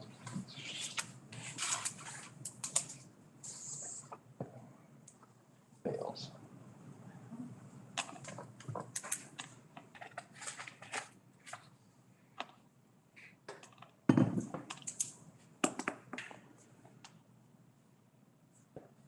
Motion fails. Correct? Yes, we're missing, 5 noes. oh, I'm sorry. Motion passes, right? 1, 2, 3, 4, 5, 6, yes. 6 to 5. Motion passes, yes. Sorry, I got too many check marks that are going together. Motion passes 6 to 5. So that will move to the county board. It's all right. All right, My first day counting. we got 9.4. Need a motion to move SUP-07-2021 Francine Special Use for approval. So moved. Moved by Sherry, seconded by Bill Robertson. Discussion? Well, actually, Izzy's here. Yeah. All right, the site is located at 22799 Illinois Route 76 in northwest Boone County, Manchester Township, 168 acres. The site is currently improved with a dwelling, agricultural structures, and a family dairy farm. The site is zoned A1 Agricultural Preservation District. It is intended for, to maintain, conserve ag land, and allows a variety of special uses. The applicant is seeking a special use permit to allow an accessory dwelling unit located inside a barn. There was a site plan in your packet, and here's just an aerial shot of that. Again, this is an accessory dwelling unit that's going to be located inside an existing barn. The zoning ordinance considers accessory dwelling units with a special use permit in the A1. There was other reviews by various departments, and this special use will require a review by building and zoning and the state's attorney. If you recall, text amendment was presented by Richard and Pamela Francine, and the text amendment was approved by County Board on March 18th, 2021. On the screen, there's a list of the conditions that became part of the ordinance 4.20.2, accessory dwelling units as a special use standards, which are listed there. And I also just made a chart showing all the ones that they have met, and the only ones that they have not met are the reviews that will take place after the special use permit is approved. The Planning Commission reviewed conformance with a comprehensive plan and found that the future intended use was greenway. Greenway open space is intended for parks, conservation areas, golf courses, and recreation facilities. This was found to be in error because in the comprehensive plan, all the agricultural areas, 1995 and the 1992, were designated as greenway open space. So coming up is a comprehensive plan amendment that will change the designation of all the agricultural areas to have their own designation. So this would not be in conflict with the future land use or the current land use. Comprehensive plan goals and objectives that would be met if the project is passed is support for the existing business community, small businesses, entrepreneurship, and our agricultural industry. Regional Planning Commission voted in favor 3-0 on March 16th, 2021.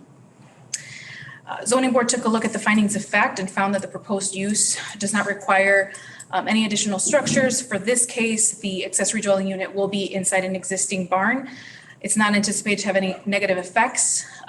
The Accessory dwelling unit is actually going to be located over 500 feet away from the right-of-way, again, in an existing structure. It is required to conform to the applicable regulations as well as the conditions that were passed with the ordinance. It will be subject to review by the various agencies which we reviewed, and it's not anticipated to produce any adverse impacts. Zoning board voted in favor 3-0 on March 23rd, 2021 as well, with the conditions outlined in section 4.20.2 before you. Staff is recommending that you move it forward as well. Any discussion or questions in the boardroom? Chairman? No? Nope. That's how you geared up. Getting ready to Yes, vote. Don. Just getting ready to vote. Anybody on the phone? All right. Carl Johnson, yes. Sherry Geeske, Yes. Jonathan Van Laar, Yes. Ray Larson, Aye. Steve Schabacker. Yes. Jeff Carlisle. Yes. Ryan Curry, Yes. Bill Robertson, Yes. Sherry Bartel, Yes. Rodney Riley, Yes. Freddie De La Trinidad. Yes. Motion carries. Item 9.5. A motion to move planning case Bayer replat RP 10-20214 forward to the county board for approval. Second, Need a motion? Motion by Sherry motion Geese, by me. Second. seconded by Jeff Carlisle. Okay, so, yeah, thank you. This is a replat request. The applicant is requesting the approval to replat 2 lots. Kevin, if you could scroll all the way to the second page so you can see what I'm talking about. So this is a parcel in a subdivision, and then there's an accessory structure in the rear. So the replat would combine both of them and resolve some of the issues that they are having and be able to use that parcel as one. One of the parcels is located in Oak Bluff Estates Plat 1, and the second one is called out in Oak Bluff Estates 2, which is why it requires a replat. There are no changes to any of the easements. If there are any, they are required to notify the Boone County Planning Department and Engineering Department. The proposed replat is in conformance with the Boone County subdivision and zoning ordinances. Staff is recommending approval.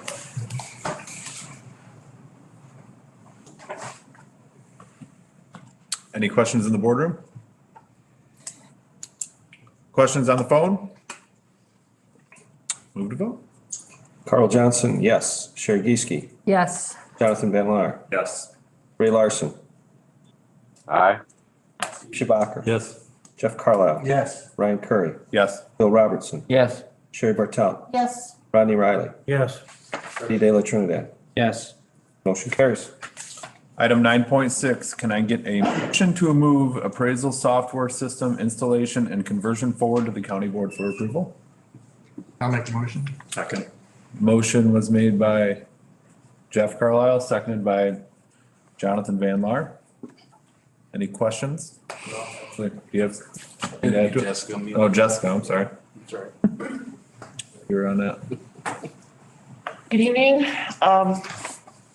So I included, you should have before you a draft of the contract, which the state's attorney has reviewed.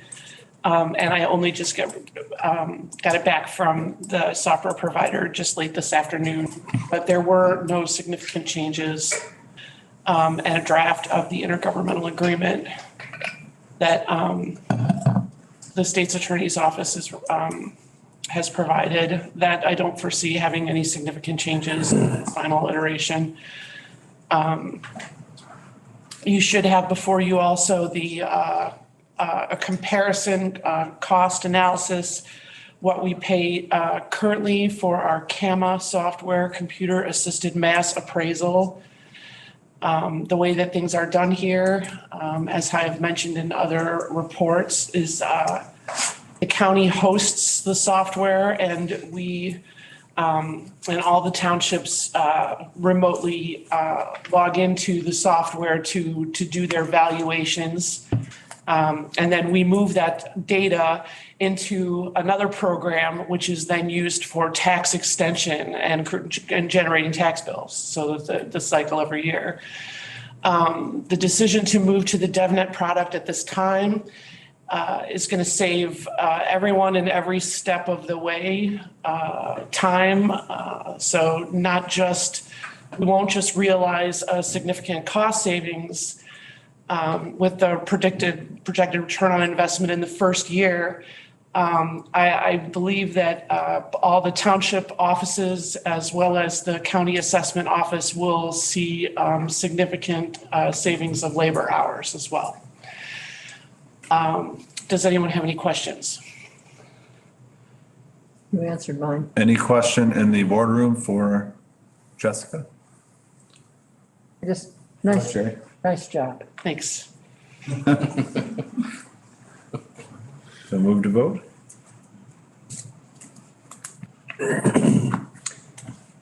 Carl Johnson, yes. Sherry Geeske, Yes. Jonathan Van Laar, Yes. Ray Larson, Aye. Steve Schabacker. Yes. Jeff Carlisle. Yes. Ryan Curry, Yes. Bill Robertson, Yes. Sherry Bartel, Yes. Rodney Riley, Yes. Buddy De La Trinidad. Yes. Motion carries. All right, 9.7, we do have 2 raffles that'll need signatures. One for, I think they were already signed. You signed, Yes. signed? Do they need 3 signatures? no, oh, that was it? That was all I needed? Just 2? Okay, no, good. So both met within guidelines and are approved by staff and signed. So on to 10, we don't have to vote on that, do we? No, sir. Okay. Intergovernmental reports, 911 report. Is that you, Rob? We usually do that on the board. Okay. So We don't need anything. anything on the landfill? Nothing new on landfill. Item number 11, informational items and other business. Yeah. We have reappointment. Yeah. All right. So, and I can, Is that you, I guess, Kevin? introduce it. Yes, so this evening for 11.1 reapportionment discussion, Tricia and Julie are here to help. But basically, every 10 years, the Illinois statute requires counties to create a reapportionment plan. And the board makes a decision on the size of the board, if members are elected from districts, if the chairperson is elected at large or by the board, and compensation of board members. So the state's attorney actually prepared a memo. Hopefully you had a little bit of a chance to read it, but we'd like a conversation to ensue tonight. This is sort of a complicated process only because we typically need the census in hand to create the reapportionment plan. However, that's delayed due to COVID, and I believe the plan is slated to be released, or the census is slated to be released, I believe September this year, which is past the July 1st deadline. So we'd like a conversation to occur tonight to discuss a few of these items and try to figure out some sort of plan going forward in case the state doesn't take action on amending the date that we have to create this reapportionment plan, which if we don't create it on July 1st, as it stands now, it goes to a commission. And I believe that commission, as it stands, is the state's attorney, I'm sorry, not the state's attorney. It's the county clerk. And I think, I can't remember who's on that commission now. Who's on? Isn't it the circuit clerk, county clerk, and state's attorney? County clerk, state's attorney. And somebody from the AG's office? AG's office. And then both parties. Oh, yeah, sorry, yeah, the leaders of both parties. Yeah, both parties. So that's how it stands right now. There's a bill in the Illinois State Legislature to extend that date. It's probably not likely though, but it's nonetheless there. Anyway, I guess I can turn it over to Tricia or Julie to try to explain more information. Wants to go by the mic. Please. Yes, please. Take it. Maybe we can break it down per item that's on there and discuss. I think tonight's purpose was just to kind of get the ball rolling and get you thinking about these items, because we don't have to come to a decision tonight or even next month, but to keep you aware of what could be decided, and then also just the issue like Kevin mentioned with the federal census data. Any other time, we wouldn't have this issue, but with COVID, we just are waiting on those numbers and most likely will not have them. So I don't know if everyone got a chance to read the memo, if you have any specific questions about anything. Otherwise, we could, I don't know if you want to individually talk about the topics. Yeah, I think that, Sure. When it comes, Tricia, and I know we talked about this a little bit, but I don't know if you've had a chance to send runners up the flagpole to the higher ups at the state or the AG's office, or I don't know who we'd have to talk to. If they don't come out with the numbers and they don't extend the date, we talked about, do we use the old census? Do we just guess? Does it automatically then go to that? Have you had a chance to find that information out? I don't have any further information than we had the other day. Basically, there was some question as to whether we could use the 2010 data because the way the statute reads is that you have to use the last federal census data. However, the census is actually completed. We just don't have the data yet. So we might be mincing words there and probably the intent is not to use the 2010, but to use the 2020 data. So that's just kind of in flux. It's just a topic of discussion amongst other state's attorneys and, because we're all kind of going through this process. And again, it's something that we typically don't have to worry about. There's also maybe some preliminary data come out. It might be that the federal data will come out sooner than we anticipate. There could be this change in the Illinois statute. There could be other legislation proposed. So, there's a lot of things that could happen between now and July as to change whether the board will be able to file their plan in time or will run into that deadline and have to move to the commission. Well, so basically, all we should be doing right now is just keep this in our heads and kind of be cognizant of what's coming down the pike. But if you look at the items, that you outlined and also from the document UCCI gave us, if nothing changed, if we went back to the 2010, none of those items would be impacted, essentially, right? Well, I think what would change is the way the map would be drawn because it's not in the memo, but last time in 2010, the precincts were drawn or the districts were drawn somewhat differently. We had 3 different options to pick from, and that was based on population. So while you guys can decide about, the size, whether you're from districts or at large, or how the county board chair is elected and the compensation, the map itself as to who would be in what district is really why we need the federal census data. Right, okay, all right, so all right. So that's why we can't, basically, we're hamstrung because we can't go back and use 2010. Well, there's some arguments that perhaps we can, but I'm not going to tell you that, yes, that is the Yeah. decision here tonight. So it's just an option. And again, I'm not going to say that is what we will land on. But I think some of the decisions outside the map can certainly be discussed and the board's intentions could be known. So even if it did end up going to the commission would then know what the board's intentions were and hopefully implement what the board would have intended to do had they had that opportunity. Got it. so maybe discuss per topic. We can, or this is really more of just an informational meeting, to give us that info. We don't need to debate all this tonight. Take it home. I would suggest take it home, digest it, and we've got a couple of months here that we can really dig into this a little more and talk about it. Maybe even at next month's admin meeting, take a look at some of the topics and decide, or at least we'll go from there. Sounds good. I don't know if anyone had any questions after reading, any questions based on what we've said tonight, but yes, it'll definitely be a topic for discussion as we go forward. Yep.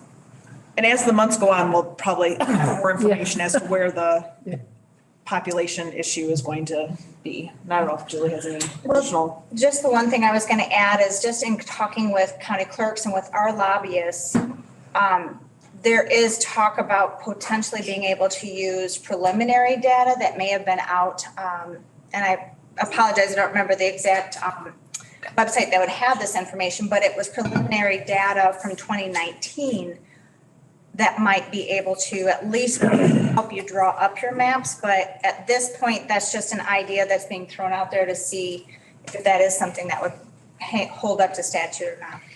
Yep. And remember, we're not the only county dealing with this. Every county in Illinois is dealing with it. So there's going to be probably some consensus and some guidance from our organizations as we go forward, some decisions by the legislature, et cetera, to give us, hopefully make sure that we're on solid footing when we get to that point of making a determination. Good.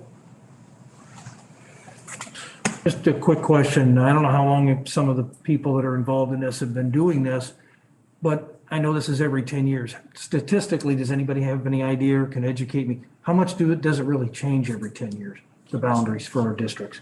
Is it really that big a change, or is it a matter of a couple of streets, or is it the whole thing up for grabs?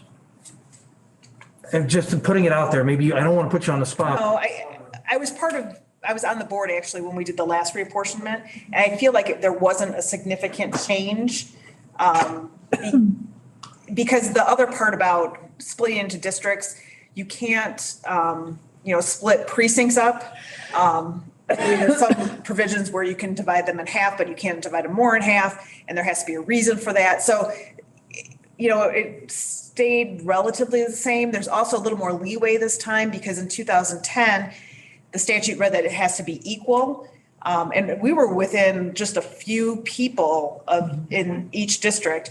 Now they've put the word substantially equal in the statute. And there's case law that basically says that could give like a 10% change from district to district. But I think the goal obviously would be as close as possible. So there's some changes as from the past times that we've done this. Thank you. But it wouldn't anticipate major swings in the districts. At the county level. At the county level, yes. Other questions for Tricia? Well, if you think about something and want to call my office and ask me and speak about it prior to the meetings, please do. I'm sure Julie would be open to questions as well. Yeah, and just on the clerk side, I know our lobbyists would probably, she was talking about the statute or the legislation that's on the table now that possibly could put this off and give you more time to do that.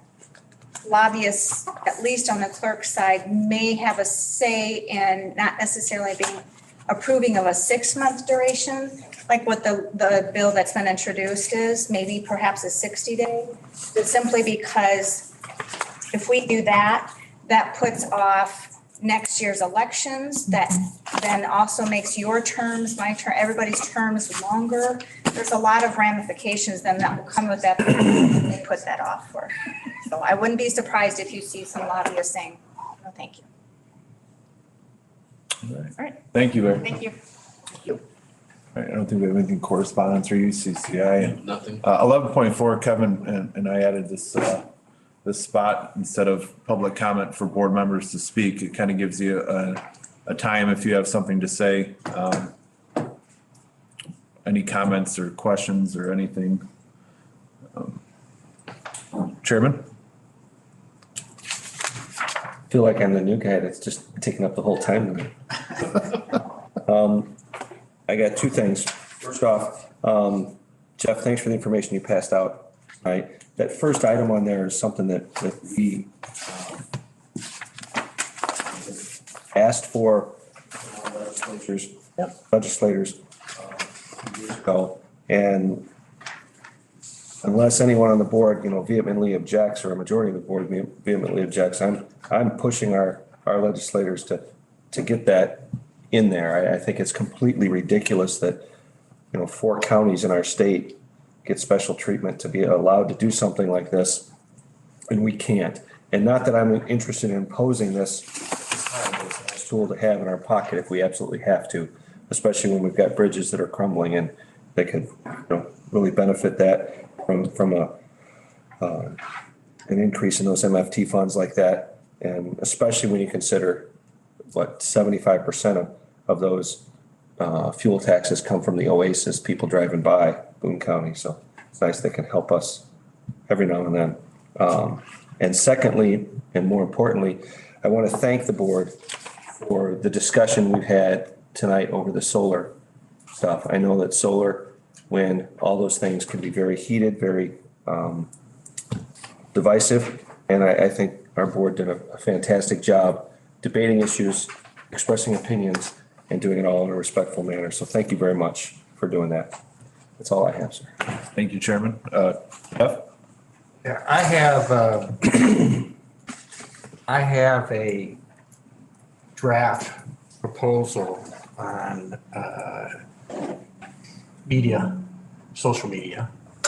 I pulled it from a lot of different sources, government sources, and I'd like to send it to everybody's email. It's a draft. I want you to understand where media is, what it is, where it goes, how it's stored, who holds it, how do you get rid of it, and then into how do you use it appropriately. And I want everybody's opinion on this. You can and ultimately give it to Kevin because maybe this is something we could go into because I think our social media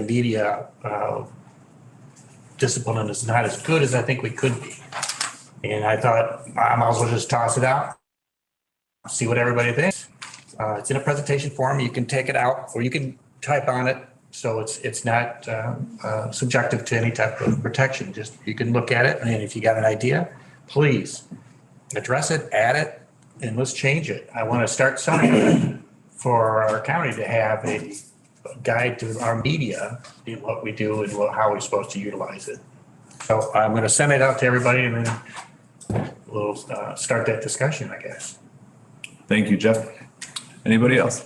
I'm sorry, would that be more like what you're looking at is maybe try to implement some sort of a social media policy? It's in there. Okay, I understand. Good. Okay. Any other board members in the room or on the phone? All right, I don't see anything for executive session. Need one last motion to adjourn. He's adjourned. Motion made by Jeff Carlisle. Second. Seconded by Sherry Gieske. All opposed? Motion carried. You mean all in favor? All in favor? Aye. Yeah, Opposed? 9 o'clock. It wasn't Freudian, but you're getting close.